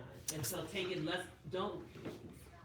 Was it racist what he said? I don't see that's racist. Do you think do you think the knee-jerk reaction to when you don't have a response for white folks is to say it's racism? I think it discredits the legitimacy of a very real issue that was raised by just jumping over to the racism question. Like, explain to me how it's racist. We back. We'll come back to that when we come back, because we'll do that one in the breaks. Oh!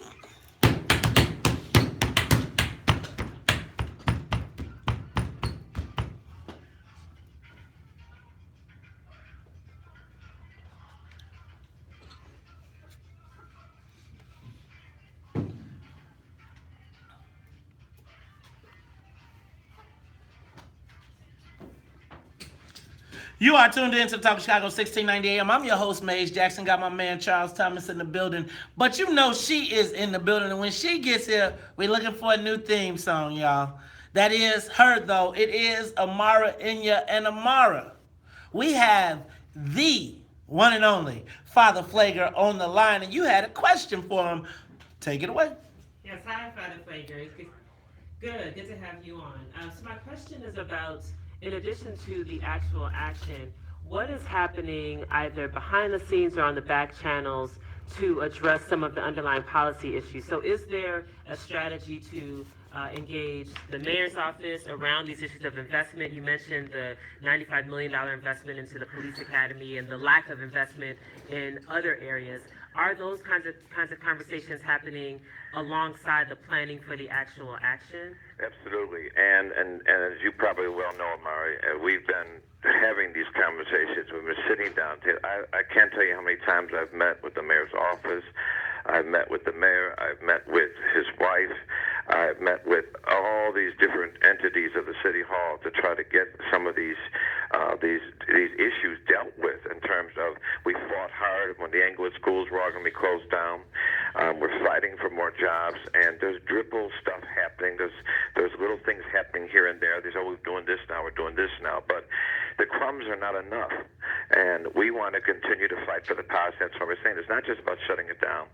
It's saying we want violence to stop. We want violence to aggressively be attacked in this city, by the city, and by the community. You know, this is violence whether it's done on the street by brother to brother, or whether it's the violence of poverty and lack of jobs and lack of good schools and all the rest. So it's on both levels that we're continuing to meet and lobby before, during, and definitely afterwards. But it just seems like we're being ignored, and the attention is just, we don't even hear it discussed anymore. This past weekend, 3 killed, 38 wounded. It's not even mentioned anymore, Mari, and we're saying we've got to keep this in the forefront. We've got to put it on the front burner of this city. This should be a scandal to us. The Cook County Hospital, Stroger Hospital, is now the training ground for the Navy medics, because they said it's the closest thing they found in America to a battlefield experience.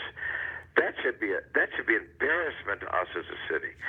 So we're going to do the fighting and the lobbying. We're consistently doing this on the issues, but at the same time, we're not going to allow it to be ignored and say, well, it's going to take time. No, we've waited for years. Children are dying every day. Father Mike, you have worked very closely, I know, with the city. Are you suggesting that they aren't trying hard enough, or they just don't know what to do? You suggesting that Mayor Emanuel, County Board President Greg Winkle, the elected officials in this area are not trying? I'm saying whether they're trying or they're not trying, not enough is happening, and it's not quick enough. Charles, I go downtown, and I'm having trouble driving around all the construction going on. I see cranes all across the skyline. And then I drive out and get off at 75th Street, and I see empty lots and abandoned buildings and closed down stores, and schools that are either closed or poor education going on. And I said, this is just unacceptable. It's unacceptable at this time to continue to go and see here one announcement after another about what's coming into downtown. When you bring in these businesses, and while you're giving them great tax breaks, why are you demanding them say, here's the 10 most unemployed areas in the city of Chicago. We need you to do 10% of your hiring from these 10 neighborhoods. Why is there not some accountability to do development out in the neighborhood while they're bringing in all this multi-dollar and billion-dollar businesses to downtown? So I have to underscore Father Pfleger's point, because these conversations have been happening for quite some time, and the violence issue is violence is a symptom of public policy failings across the board. So it is the lack of economic investment and economic development in those challenged areas of the city. It is when you shut down and close institutions. It's when you do not have vibrant commercial quarters. It's when you lack population density in some of our neighborhoods that have lost population. These are not new issues for the city. So my question is, with the relationship with the mayor, why do you surmise he has been so reluctant or slow to address all of the different policy areas that would naturally reduce violence?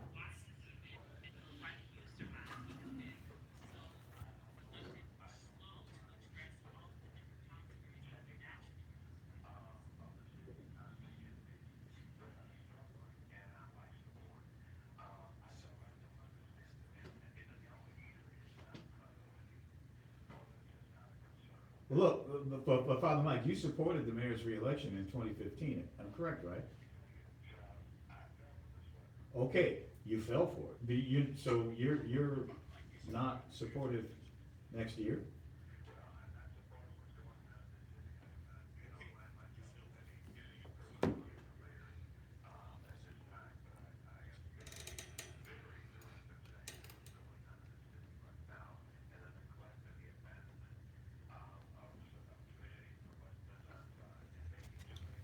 People feel like they're disposable is not acceptable, and it can't continue.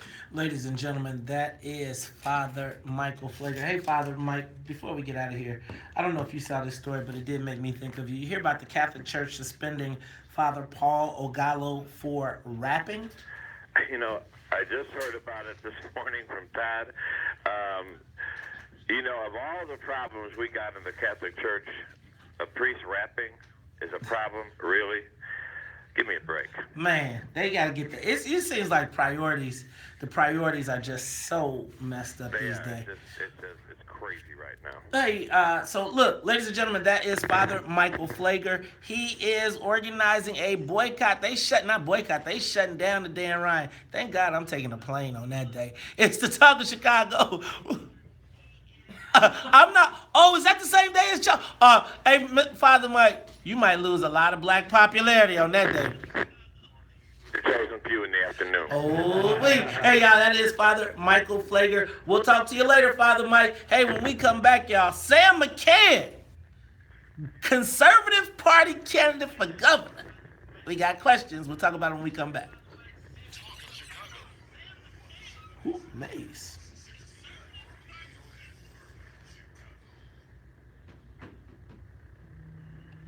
Take a moment, share the broadcast. Okay, Amara, Black Caucus. So yesterday we asked the question, what is the most significant accomplishment for black people in Illinois this century? Meaning not 100 years, this century. So you can't use Harold Washington. What's the most significant accomplishment for black people this century? Are you asking me Yes. what's the most significant accomplishment? Politically in Illinois. Meaning from 2000 on? I mean, so I'm gonna be biased, I guess, but I've been doing this research for years, and employment rate down, housing, homeownership down, education, the achievement gap still there, growing in some places. Even if for folks who talk about segregation, desegregation, we're finding that school districts are actually growing more segregated, even right here in the city of Chicago. So the question for me is, an objective assessment of the research isn't too promising in terms of significant accomplishments. And so that becomes a question of what's happening in our communities and what's happening with our leadership and our representation. So that's just me, you know. So, Amara, the Black Caucus stands. So, like, I feel like this. This whole conversation with the governor, this debate that's going back and forth, and then he says that they've done a poor job of representing the black community. What are your thoughts on that? And is it really a case of we can say it, but you can't? Well, so what I would say is, so certainly over the last 3 years, we have seen a lot of bad things happen when we didn't have a budget. That shut down a lot of businesses, particularly daycare providers, businesses, organizations that subsidized businesses. So they're not really businesses. Well, if they were receiving state funds. So daycare is one that receives heavy subsidies. But so we saw a lot. It was a very painful time over the last 3 years. My issue is that what we're facing, the structural deficit in Illinois did not occur in just the last 3 years. The not paying into the pension funds did not occur within the last 3 years. The underfunding of schools did not occur just in the last 3 years. The fact that we have not reformed our tax structure and tax policy in the state of Illinois has been an issue for decades. So none of these issues cropped up over the last few years, so I think there has to be some responsibility for what we have done or not done. And to put all of the attention on the governor, I think, is missing a vital opportunity to be critically self-reflective, as opposed to pointing the finger in the other direction and putting attention over there. Because what we don't do is we don't just buckle down and address our role in our advancement, because we're pointing at the governor. So what I don't want is for us to miss this opportunity to face hard facts and be critically self-reflective because of the messenger. Let's put him aside. If he didn't exist, even let's rewind to 2013 and where we were and how well did we do? How well were we doing? And have an honest conversation about that. instead of getting caught up in the drama and the back and forth. But I think, don't you think that's the whole ploy, is to get us caught up in the drama and be like, yo, he's a racist, and then it gets mixed up in the mix, and then we forget that we live in shitty communities. Well, we don't. I don't live in shitty communities. Well, again, I think it's us missing the point. I mean, the racist argument, like, you know, Is that you? Yeah, go ahead. That's not the comeback. The comeback is, how do we fix unemployment? How do we address? They didn't list nothing. The property tax, the unsustainability. If you're going to look at some of these south suburbs, how do we fix the pension system, which we underfunded, which our leadership decided to underfund decades ago? How do we fix our taxes? Like, these are the things that we should be doing. And when we are, red herring, or when we're misdirecting, they need you as a we lose surrogate. an opportunity to address these issues for real, so that you don't. Because when we're doing what we're supposed to do, it's like this: as a person, if you're secure in what you're doing and you have a track record, you don't have to defend yourself. You don't get defensive. So if someone asks me what I do in my job, I'm gonna roll out my receipts. Bingo. That's it. If you can't do that, then you start getting defensive. We don't need to be defensive if we have receipts. I speak for you.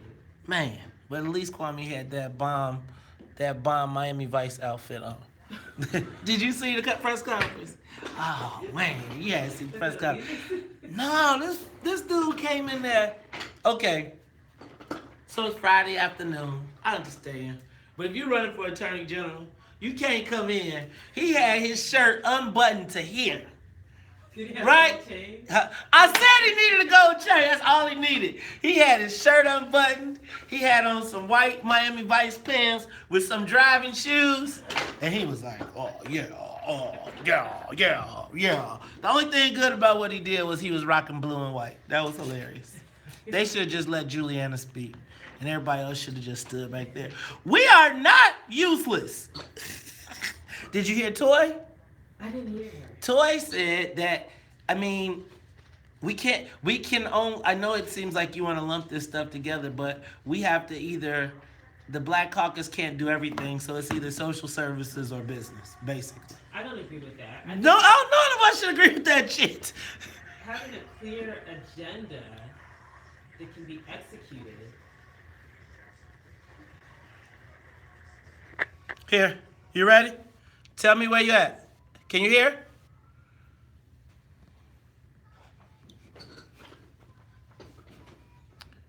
Look at you. You know you want to get your son. Yeah, I know.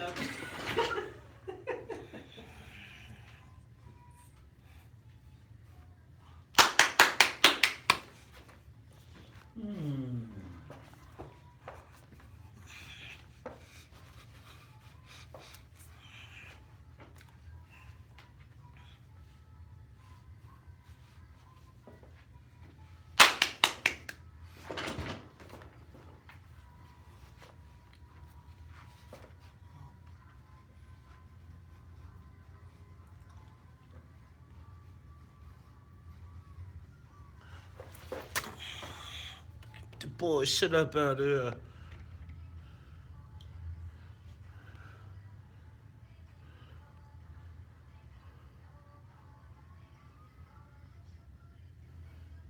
Flex.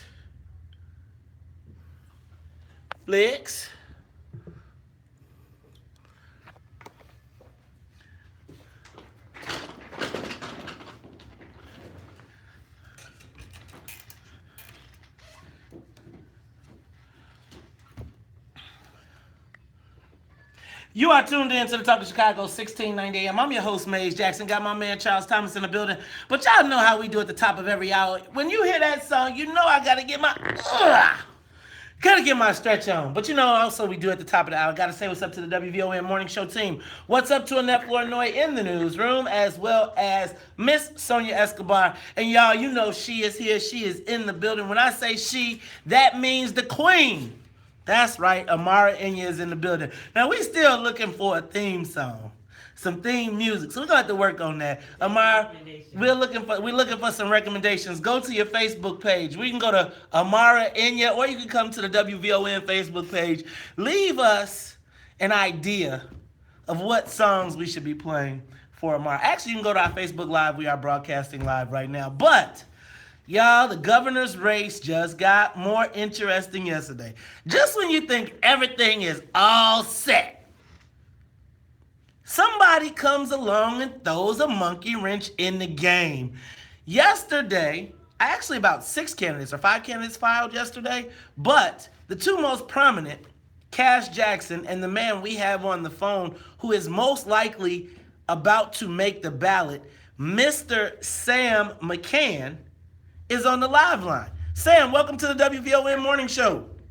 Good morning, Mace. Thank you for having me. Good morning to you and Amara both. And Charles Thomas is here as well. Good morning, Sam. Good morning. I apologize. I didn't mean to leave you out. Forgive me. No problem. Not Sam.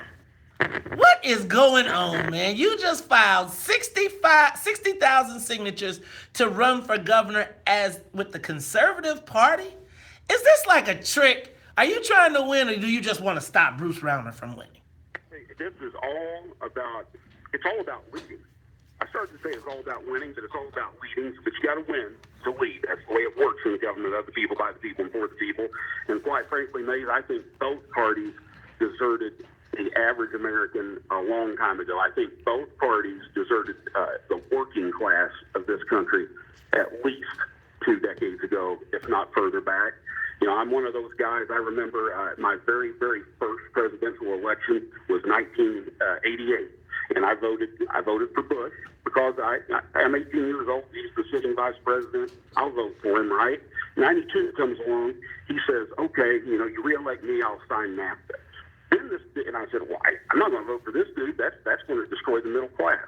Then this guy comes along on the Democrat side by the name of Clinton, and he says, "You know what? If you elect me, I'm going to sign NAFTA." I'm like, "What? So this is crazy." I thought you were like trying to establish yourself as the working class guy, the working class party of this new century that's getting ready to turn the page. And, you know, there was one little guy from Texas who said, you know, the loudest sucking sound you will ever hear will be all of the wealth leaving the middle class if we do this. His name was Ross Perot, by the way, and I voted for Ross Perot in my second presidential election. So I guess I've been a bit of a disruptor, a bit of a nonconformist all my life. And I think that's how our system of government is designed to be. It's not designed to be a binary choice. When you get it down to a binary choice just between Republican or Democrat, there's only one group of people who win, and that is the establishment. Sam? Establishment Republicans and Democrats. Senator McCann, this is Charles Thomas. Look, let's cut to the chase. This is WVON in Chicago. Why should black people vote for you? Well, why wouldn't they? You tell me why black people should vote for you. Because I'll listen to them and I'll show them respect. I won't just come around when I need a vote. I'll be there all the time. As a matter of fact, I'm not a billionaire. As a matter of fact, I was born very poor and I'm still pretty poor. So you won't see me all over the airwaves like you will the other two guys. So right now, if you're whether it's a civic organization, a church, whatever, whoever you are, you're listening, this is an open invitation for you to extend an invitation to me so that I can come and visit with you. And I guarantee you won't just see me 6 months before the election. You'll see me throughout our entire term. So why should they vote for me? Because I'm a working person. What's that? Who is that? You just said why should black people vote for me? Why should all people vote for me? Why should everyone in Illinois consider voting for someone other than the establishment? Because I will listen, because I will show respect, and I will be there. So, what are you going to do to stop this violence that goes on in the city of Chicago? What could you do as governor to stop it? So, you know, I was in Chicago. I was in Chicago since then, but I believe it was late last summer. I was there for an event, and the event was down in a building in the area where they filmed Chicago Fire, and there were all these young, mostly young men, mostly young black men, dressed in fatigues. They were offering security service for the shooting that was going on there, the filming. And so I'm walking back to my car, and I start talking to a young man, and he doesn't know who I am, that I'm elected to office. And I said, well, what do you think? And I said, what if after we exchanged some pleasantries, I said, if you were king for a day, what would you do? What do we do to fix the violence? What do we do to fix the poverty? Mr. McCann, Mr. McCann, I have a specific. His answer was, we need good jobs. He said, I'm making $10 an hour. I work part-time. I only work part of the year. My main number one concern is we need good jobs. So that was actually going to be my question. So just full disclosure, I'm acquainted with your running mate, Aaron Marin, who I've known for several years. But specific to the question that was asked earlier, what would you say are the top 3 issues that are affecting the black population in the state of Illinois, and what are your proposals to address, or what is just one line to address those top 3 issues? One line to address the top 3 issues that the last 200 years of leadership have created, and you want me to give you one line? Just briefly, what are the top 3 issues that are affecting, in your view, the black population in the state of Illinois, and what would you do to address those 3 issues that you articulate? Yeah, I think first and foremost is access to good jobs, training, education, and good jobs. I think when you have a good job, you're going to be more stable at home. You're going to be more stable in your current family situation. You're going to be more stable in moving forward and creating a family, putting that family together, and replicating it, that positive reaction. So that, in my opinion, is the number one thing that we have to do. Sam, you mentioned good jobs. You are supported very strongly by Local 150. That does not say, and that Local 150 are the guys that operate the big cranes and all the stuff that's going on downtown. Sam, we talk about this very often on our show. We very rarely see black people working, and Local 150 has been pretty notorious for not having black folks working on these projects. What will you do to impact the people that are supporting you to help them get those good jobs? Well, first of all, I'm not aware of that. Now, I have heard it. You're right. You're not the first person I've heard this from. I'm not a union official. I don't hang out at their office. I've only been there a couple of times. If this is a real problem, I want to have a conversation with 150 and the rest of organized labor about this problem, because you are 1,000% right. They don't have any credibility with any sort of labor movement if they are leaving out anyone who is deserving of a job, or if they are only serving one part of the population. So first and foremost, I'm going to have a conversation with them, and that conversation is going to start later this afternoon, even if it's just on the phone.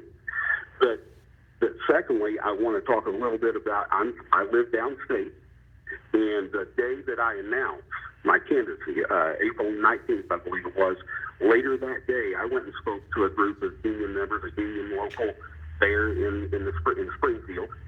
And I would say it was a very good turnout. There were probably close to 100 members who turned out that night. I would say somewhere in the neighborhood of 60 to 70% of those union members were African Americans. Now, that was an AFSCME, that was Republic union. It wasn't 150. It wasn't the craft unions. It was public sector.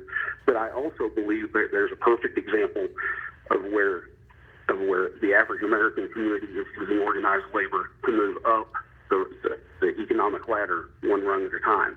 So again, I'm not making excuses for anyone. Like I say, for one thing, I haven't seen any of this firsthand, but I look forward to learning more about it. And wouldn't you like to have someone like me?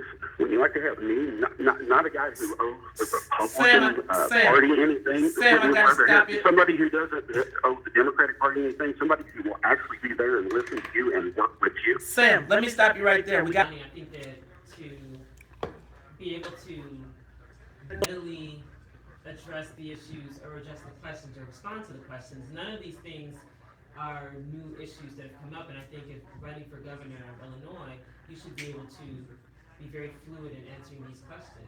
And I just feel like Well, I mean, the fact that Local 150 supports J.B. Pritzker, and the head of Local 150 is a Madigan guy, Jim Sweeney, it just reveals and exposes this candidacy as the shenanigans that it is. It's shenanigans. It's politics, they do it all the time. But Sweeney did this with a Libertarian candidate in 2014. But this is doing it again. It's shenanigans. You also got to look at the fact that it's been widely reported that his petition process was run by Tim Mapes, who was Madigan. Yeah, his petition, right. So basically, they did a whole process in which, so to get the 65,000 signatures, they had to be able to look at all the other, make sure that he didn't circulate. There's a whole long process that happened. That process, as reported by Capital Facts, was being spearheaded by Tim Mapes, who was just recently dismissed. Right. So when I come back, I'm gonna ask him about the connection to Tim Mapes, Madigan, all of those, because is this a candidacy that has been manufactured by Mike Madigan and the Democratic Party, considering that it's been widely reported that Tim Mapes was involved in your, right? So we'll ask him that question live on air, because again, like this candidacy, there's so much, like the policy stuff, and the conservative candidate for governor. You are leading the conservative party. The connotation of that is, I really ain't thinking about y'all. I'm going to come on the station. I think obviously it says something that they felt like they needed to come on the station, right? Like he announces, and he felt like he needed to go. Now, does he think he's going to impact the WVON listening audience? No, but the day after he announces he's on WVON, I say, for the fact that everybody feel like they got to be here, I take that. But clearly, I mean, he's got the challenge with the Marine situation, where he lied and said he was a Marine and he wasn't a Marine.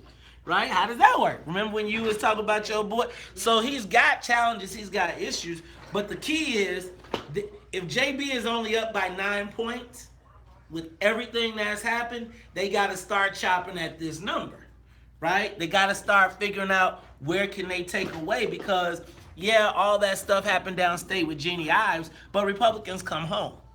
Now, the problem they run is, if Republicans see through it, but but conservative Democrats be like, yeah, bust JB because I'm not voting for that tribal guy.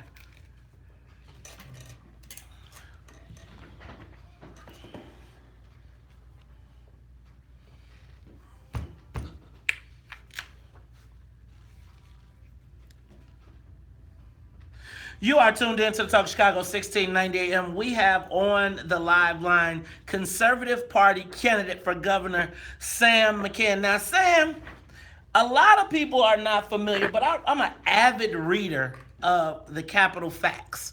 And Capital Facts reported some weeks ago that your petition drive was being run, spearheaded by members of Mike Madigan's inner circle, including and up to the recently dismissed Tim Mapes.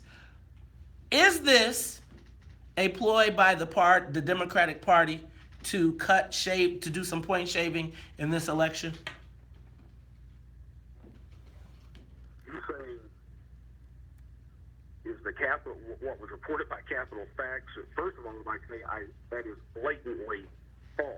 I have no connections with Mike Madigan. I have been a downstate Republican member of the Senate. Madigan is in the House, a Chicago Democrat. I think I've only met the man twice, briefly, both times. Hey, but Senator, we talked about Local 150.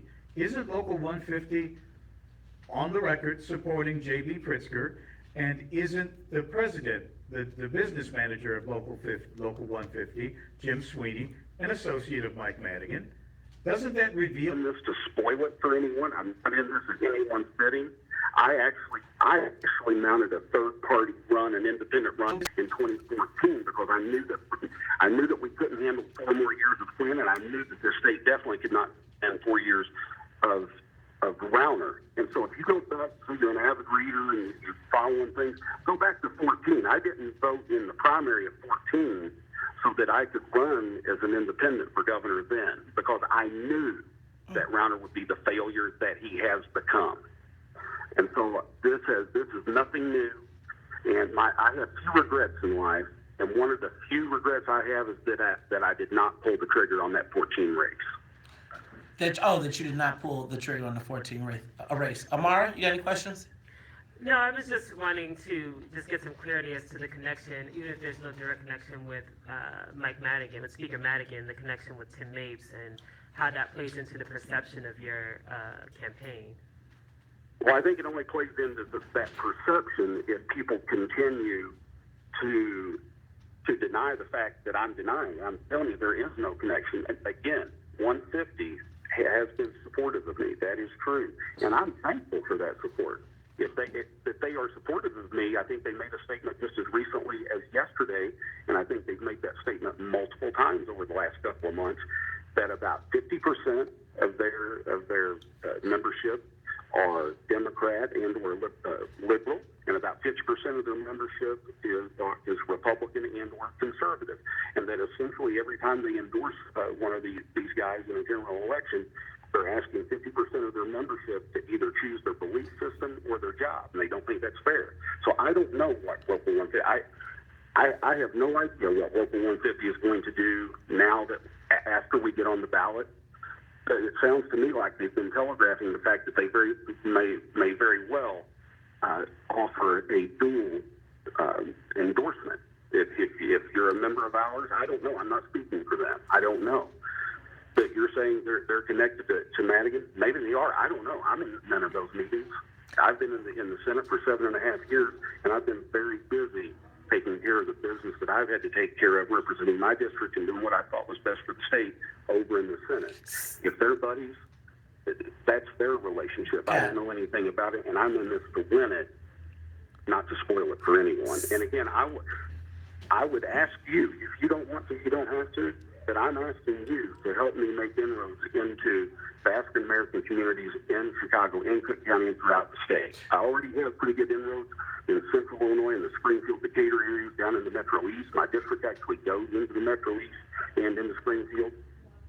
I need help, and I'm asking you for it. Sam, let me ask you, do you support Donald Trump for president? I do. Okay, and did you hear this call from Maxine Waters that we should be putting the pressure on Trump supporters? How do you think that will play with Trump supporters downstate? How do I think what will play? If people start putting pressure, if they start shouting you down and confronting people in restaurants, how do you think that will play out with Trump supporters downstate? Well, I guess I don't understand why I don't know how that will play out. I'm not a predictor of the future, but what I do know is that we live in a republic, and that republic is a constitutional republic, and the Constitution is all about respect. Now, the Constitution doesn't say that we all have to be happy with one another, and it doesn't say that we all will magically agree with one another on every issue, but it talks about, there's a difference between liberty and freedom, right? There really is. We use it synonymously, that we use those two terms synonymously in 21st century America, but there really is a difference. Freedom means that I have the freedom to do anything and everything I want until somebody comes along and stops me. Liberty means that I have certain freedoms as long as they don't infringe upon the freedoms of others. That's liberty. So I think, and so I guess you could say that liberty is freedom with respect. And so what I think we need to do is concentrate on being respectful of one another, helping one another, working together with one another, not shouting people down, not trying to elevate one group of people at the expense of another group of people, but all of us working together to come up with ideas and solutions that move all of us up the ladder together. Sam, let me ask one final question because we got to get out of here. I know you got to go. You're on the campaign trail. There was some controversy about you claiming to be a Marine. Did we get that straightened out? So are you still a Marine? Were you a Marine? How did that work out? One of the proudest days of my life was November 29th, 1989. I joined the United States Marine Corps. I actually joined, I walked into a recruiting station in Springfield, Illinois. Prior to that, they sent me down to St. Louis to the MEPS in St. Louis. I signed my contract.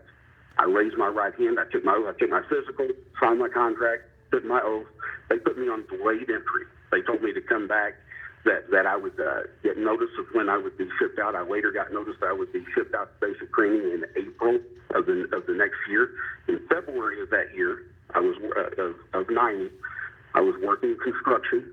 A bundle of shingles fell off the roof and on my back. I was standing on the ground, broke my back. The Marine Corps, they didn't want me after that, and I understand that.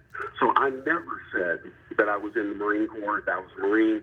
I said that I joined the Marine Corps. When asked, I said that I joined the Marine Corps. And then, of course, my opponent in 2010 took that and twisted it with the help of press and twisted that into the nonsense that it has become.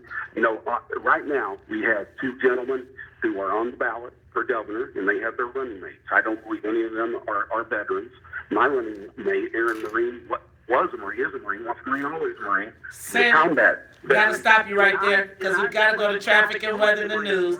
We're gonna have you back at some time, Sam. We appreciate you. Hey, this is the WVON Morning Show. I hate to cut you off, but you gotta pay the bills. Talk Chicago 1690.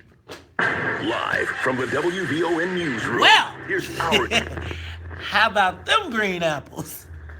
So he joined the Marine, but was unable to serve because. So he said. So in his campaign, he said, "I joined the Marines," which he did, but he didn't go. He never. Right. Well, yeah.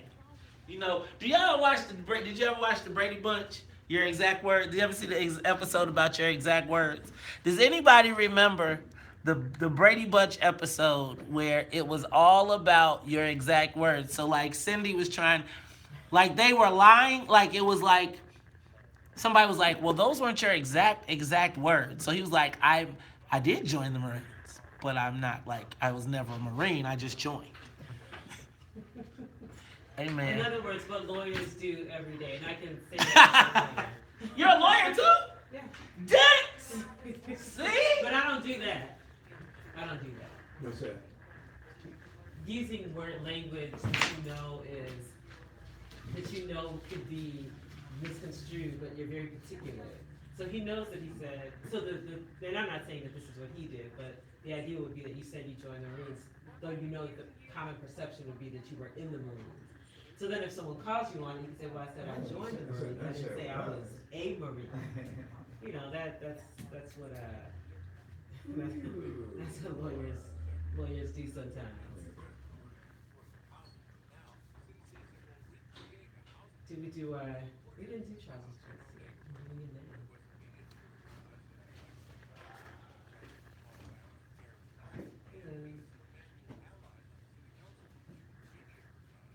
Oh, you heard the song already. My brother. She sent me in here to do dictation. Pardon? She sent me in here to do dictation. She didn't realize you were right. No, keep going. No, I'm doing it for myself. Oh, she wants a song. Get Up Off of That Thing with James Brown. Dr. Detroit. You ever see that? No. That movie? Dan Aykroyd with Dr. Detroit. Is that what the song is? Yeah. James Brown. It's just hilarious. Stupid, but. Make yours a happy home.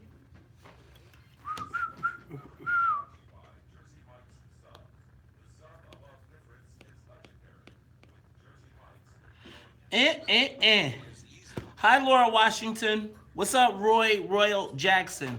What up, Kiana Hughes, Edlon Dave Savar? What up, Pamela Barnes, Alvin E. Norton? So because I'm still thinking about our housing conversation from earlier, and when you bring Reefman in here, I'm hoping that we can talk about the punitive cost of living and how things like tickets. Do you talk to Reefman ever? I have not talked to him. I have, because of my work, a lot of engagement with the Department of Planning. I didn't say that. I said But Reefman. I haven't talked to him. You need to talk to Reefman direct. You need to talk to Reefman. That's what I'm directly. saying. I can't wait until you bring him into the studio. You need to talk to him in the studio, and you need to talk to him out of the studio. You do. I really believe that. Here's what I know. What I know is that the multi-billionaire investment people are going to do whatever they can for Ron, right? I don't think that can necessarily save him. What I do believe is that there will, because of the intensity and the pressure of the situation, that they're willing to put money, resources, and whatever against it right now. And to me, you don't let the resources go away. And if there's going to be a fair arbiter of the resources or a person that is going to be thoughtful in the process, who gets it, who ain't gonna just mow, scream, and yell and whatever, but fundamentally say, look, if you're trying to really do this and impact it, then here's the person that needs to be at the table. Now, that doesn't mean you gotta lay down your sword because you're one of our warrior queens, but if that's a win that is going to impact communities, then I'm just saying, damn it, you gotta be part of the conversation. It's like everybody is sitting out and so all the fake, let me tell you who's gonna come up with the fucking policy if you don't. Mark. You're laughing, right? Oh, okay. Cause you super cool and they just want to shut the people up. Seriously. So what's gonna happen is the same Negroes who take these and be first one on the front line, because the loudest people get the attention. And then they go screw it because they cut a deal for themselves for $35,000. And then you gave up every hedge fund manager, every real estate investment, blah, blah, blah, blah, blah, right? Like, to me, with this, what's happening with this new ARO with the 20%, with the, you need to be part of that. Like, in saying, okay, y'all want to deal with it for real? All right. This is where the action would also be more useful if the action was coordinated with. Niggas want to be mad instead of taking opportunities, and they got a narrative that they know how to fix. We pick. This is an issue that you can win on, right?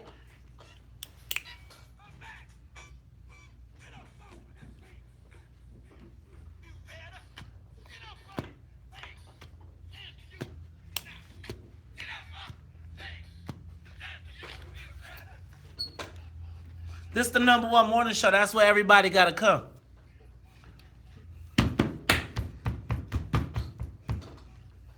What thing is that?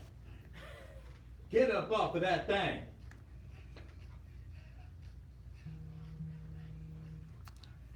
Papers. One more from the soundtrack of our lives. That's James Brown. Get up off of that thing. The Godfather performing during his cameo in 1983's Dr. Detroit. Remember that film? Dan Aykroyd starring in that corny and sometimes hilarious Dr. Detroit. That's my choice this morning, brought to you by Next Level Health.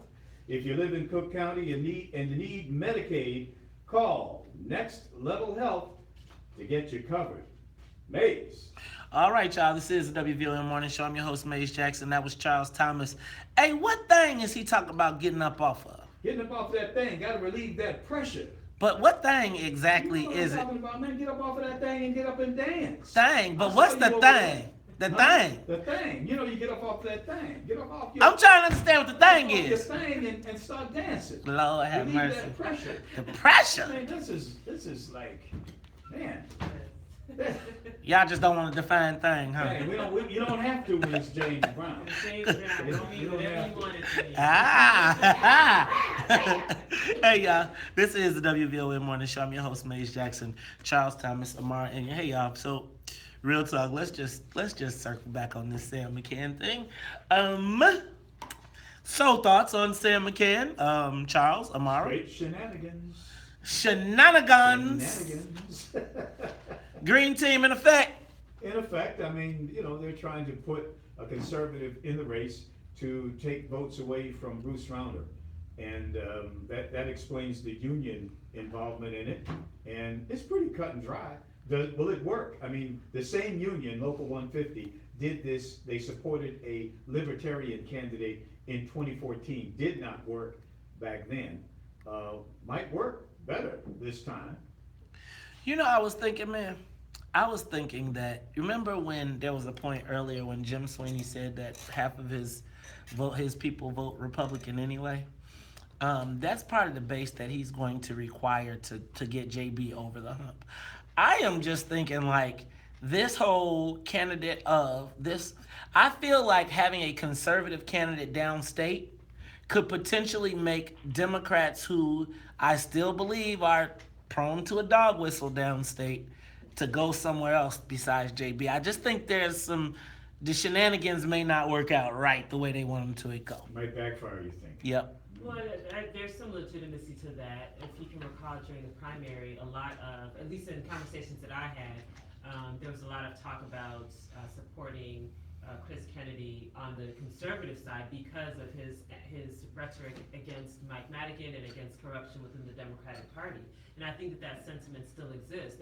There's a contingent that is really fed up with the party in general, and so they're just looking for somewhere else to land. And JB is looking like, based upon the latest polling data, that he's not able to really hold on to significant support. Think about that, y'all. JB Pritzker, after everything, I'm talking about, he ran away with with the Democratic nomination. And I mean, he ran up like double 20 points. They was walking around patting themselves on the back. They was like, that Sean, that Alex, they was like, oh, we don't need them colors. We told you so. Now they're saying that Bruce Rauner is only 9 points down from JB Pritzker, and he's supposed to be the worst governor in the country. Yeah, the other thing too is that, and you alluded to it, but I'm just going to say it. There's anti-Semitism is still a problem in deep southern Illinois. And J.B. Pritzker is the first Jewish candidate for governor running statewide. Well, and he's going to Rauner have to is deal Jewish. with that. No, he is not. He's Episcopalian. His wife is Jewish, Well, I think. But I think, that's still there. You can't deny it. And it gives them... They will not replace us. Yeah, they will not replace us. Remember them Trumpsters? Yeah, those people now have an outlet with Sam McCann, if you will. Because don't act like, y'all be acting like ain't no racism in the Democratic Party. Ooh. Y'all know it ain't no racism in the Democratic Party, especially not down south. Carbondale. Cairo. Hey man, I remember you ever been to Dix, Illinois? Yeah, go to Dix, Illinois. And so, I think that I think these people might be outsmarting themselves.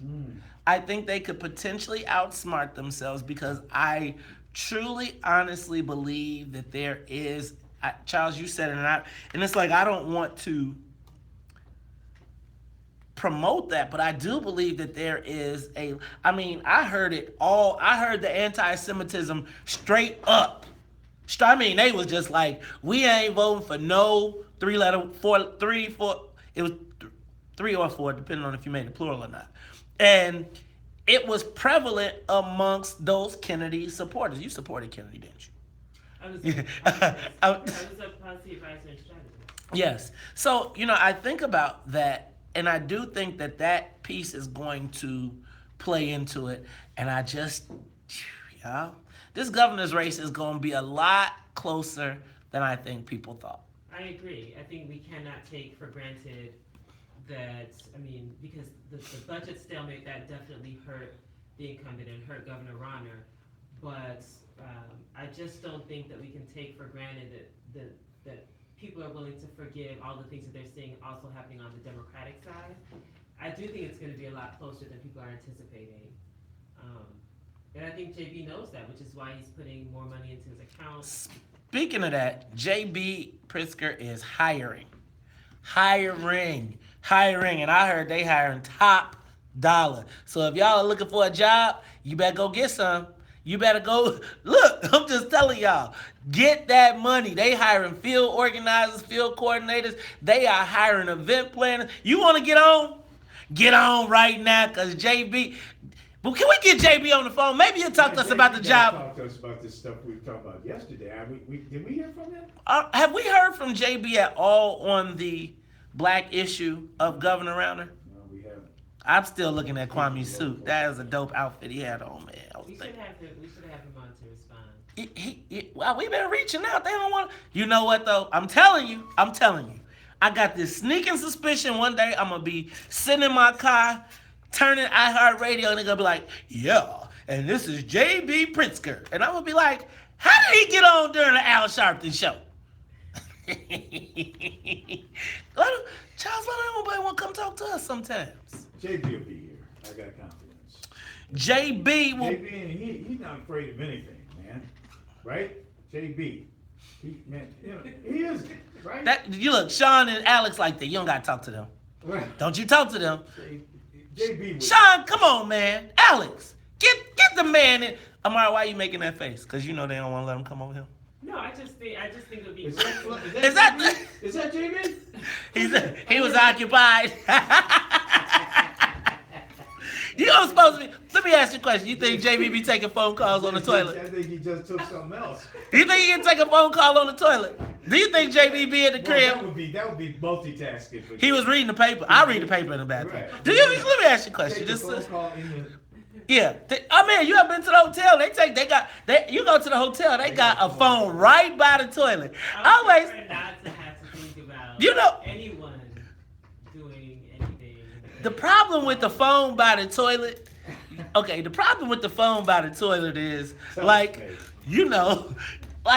is sometimes you can't control if you're quiet or not, right? And so you be on the phone, and then if you're in the bathroom, it's got that extra echo, and then be like, Take this turn. What was that? because we started talking about the porcelain prince. We trying to get him on the phone. I'm trying to help him identify. All I'm saying is, I want him to feel comfortable. We don't mind if you call us from the toilet.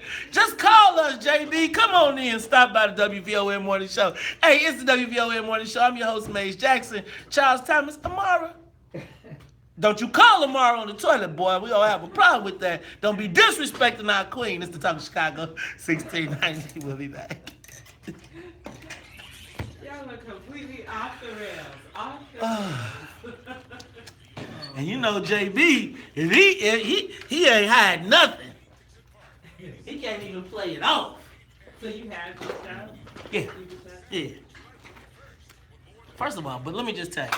This is how you reach out for them, right? You want to touch anybody in the city, county, or state government, this is how you reach them. We would like for you, that is the spies, please tell them that we'd like to talk to them, right? Because it's like right now, this show is on a big screen in multiple campaign offices. Right now. They're all sitting there like, freaking hate them. Yes, we're talking to you. It's the best. Well, you didn't say anything in response to the press conference. And did he say anything? No, he led Juliana and Kwame with that. I swear to God, did you see what Kwame had on though? I was just like, whoever is your consultant, like, you can't be giving me these. You cannot do this to me. I am not a bigger person. With the sleeves rolled up? Nah, he kept the sleeves down. But I'm telling you, Amara, he was unbuttoned to right here. I was like, didn't nobody say button it up? Give him a jacket? Give him something? That's when your people ain't looking out for it. Friday, right? It was Friday. You ain't got nothing to do. You only running for Attorney General. I'm going to tell you who could have really took advantage of this that did not. Erica Harold. If I was Erica Harold, I would have been I would have been right on the south side of Chicago. Like, man, I would have held a press conference. Like, and as we say, what has been done, I'd be standing in front of the Harold's Chicken and Waffles that's owned by, oh my God. Like, can I just say for the record, y'all are so lucky that this radio has kept me out the game, because I would be creating so much political havoc right now. It's so much. I would be having so much fun. I would love just to come off the bench for like Because I see so many openings for both people that you could just exploit and just be like, oh, if I had, like, and with the money they're spending, to have the money to exploit the holes that you'd be like, oh, this whole press conference, I would have, the post press conference commercial that would have been running after that would have been so ridiculous. They would have been trying to have me murdered. I wonder what's the, like, are they still talking about it, or after the press conference, then what? Like, was it just a press conference, and was there any plans for next steps, or? No, because they said Bruce Brown is a racist. As a white man, you can't tell me, but they didn't have nothing to list as their accomplishments. Nothing. Like, my thing is, so the thing is, Amar, they got a playbook that they have not updated, right? And so they know what to do, respond like this. But even...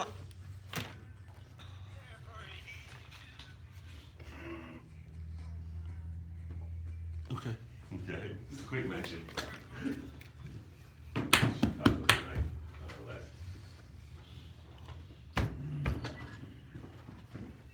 Full-time, baby, so let me be your part-time love. If you don't mind, I do you just fine. I could be a part-time lover. Remember that used to be like this? Say well, baby. And say you don't mind, I do you just fine. I could be part-time lover.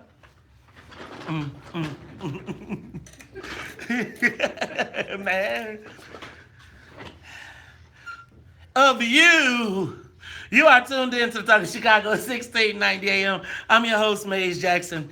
Charles Thomas, Amara, and you're in the building. Amara, why were you covering your ears? You don't like Part-Time Lover? That's my jam.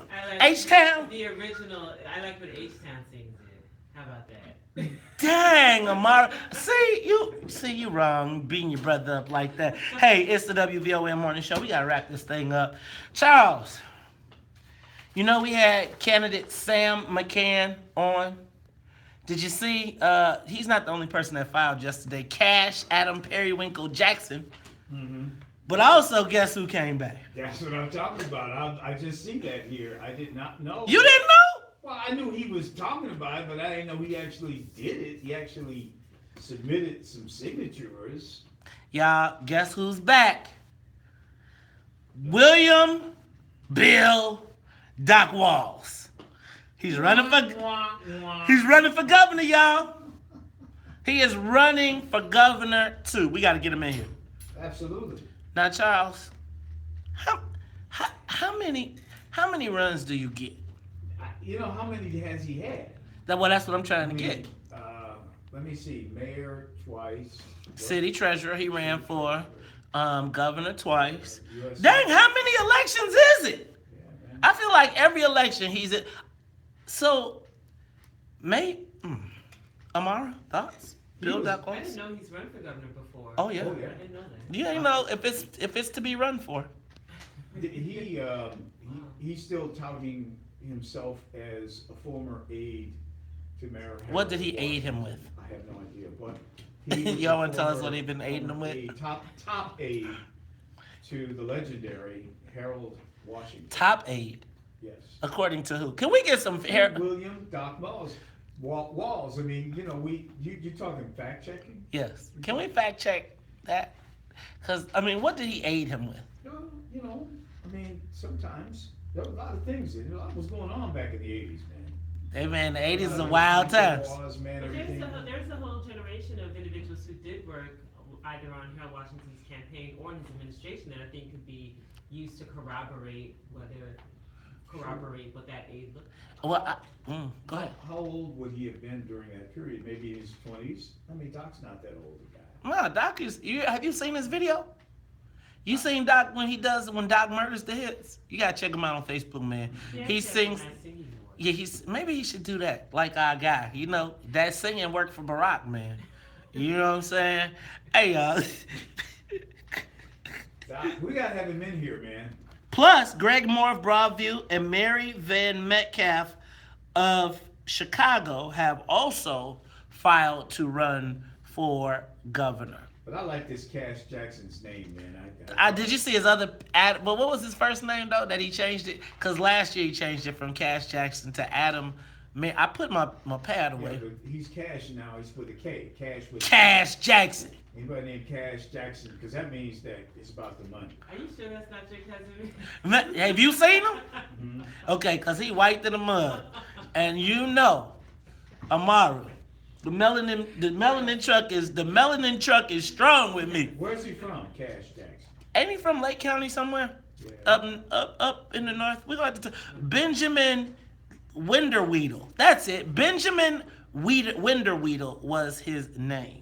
Hey, Charles, now check this out. Don't forget, July 21st, Lorraine Dixon Park, Taste of WVON. Now, check this out. The Taste of WVON is going to be off the chain because not only do we have the one and only human entertainer, Dougie Fresh, we got the Stylistics, plus a tribute to Teresa Griffin. It is Teresa Griffin Day. We want everybody not in the building, because if we want you on the set, on the streets, in the park, we taking over the whole joint. Last year they say it was 45,000. Now, I'm going to say this year we want 75. We want to make the park, the street. You know what? Maybe what Father Pfleger should do is partner with us and just shut down 87th Street on the 21st of July, and then I can get home, because I'm going to have an attitude if I get stuck on the damn ride. I'm just telling you. And it's Chosen Few Day. Hey, man, Father Pfleger might, if he mess up Chosen Few, he might see his high poll numbers in the black community slide just a little. Now, that's a few blocks east, right? Chosen Few of where the demonstration is going to be. Yeah, but you take the Dan Ryan. Dan Ryan is the artery to everything, depending on where you coming from. Get off the Stony and come up Stony to go to Chosen Few. Man. That's what I'm telling my brothers and sisters from the Southland. Get off the Stony that day. Get off at Stony that day. And then go to the Chosen Few, man. I'm going to tell y'all what. A lot going on in Chicago. Amar, are you resisting? Are you getting ready to go jump in some Trump supporter faces when you leave here? Because Auntie Maxine going to get somebody messed up around these plots. Yeah, not today. What you got, Amar? What you got coming up? So I just want to give a quick shout out to the food policy group that's having a worker on cooperatives and food equity discussion tonight at the Open Arts Center. So that is happening, so I want to let everyone know about it. You always helping some damn body. We gotta be feeding people. Look, man, you got to ride your bike, then you got to go feed people. You got the sunshiny glow. Good Lord. All right, Charles, what you get? That's that life. You know what? That's good, clean living. Charles, what's... What have I got going on today?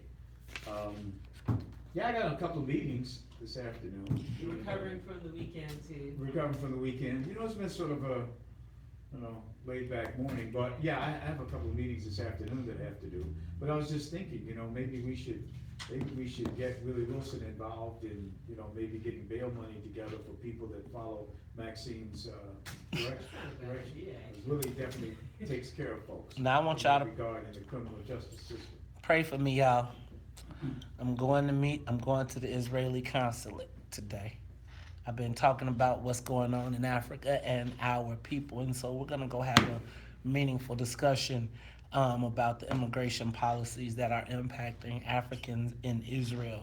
We talk about our African and Jewish love affair and all of that good stuff, but how does it play out when we can't see it, when it's not here on their terms? So we're going to have that conversation today. I'm going to be asking what's in it for the black people. We are pushing the envelope. We are shaking the world right here from this station at WVON. Don't stop. We won't stop. We're going to keep pressing the issues. Now, for Annette Flournoy in the newsroom, for Miss Sonia Escobar, she is the musical conductor of the Soul Plane. For Uncle Charles. For Amara, I don't even know how to do it because I don't have my theme song. I am your host, Maze Jackson. And if they don't like it, you can still tell them. Maze said, we out of here. Peace. Hey, yo. Hey, yo. I want to know what happens after your meeting with the I'm curious as to what happens If I would have been thinking, with the consulate, because that's a huge issue with what is happening with do me a favor. Africans that immigrated to Israel. Do me a favor. Send me some notes. You got text? Yeah. Send me some quick notes. Like, so the sooner you could do it for me, the better. Yeah. But I mean, so I want to have a meaningful conversation, like, not, like, I want to see.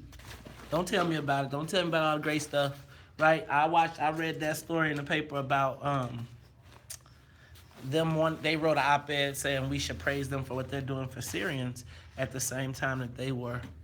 Man, I saw the video of them killing that. With the Ethiopians who migrated to Israel, with the African population generally, in terms of quality of life, in terms of treatment, issues of racism. I mean, there's a whole subtext that people are not aware of. So, and there's a whole subtext that I'm not aware of. Only reason I was really aware of it is because, huh? I said tomorrow we're on deadline. I'll send you some notes. Okay, please. That is a very, very... Powering on. Welcome to All-Tech Launching. That's the point, right? Like, you get these platforms and everybody just want to be like, hey, it's all good. No, it ain't all good. So let's talk. Let's build. Got it.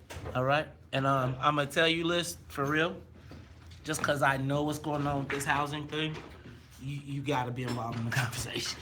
Because I'm telling you, somebody else going to be involved in it, and then we're going to be looking around. And all right, y'all, we out of here. Peace.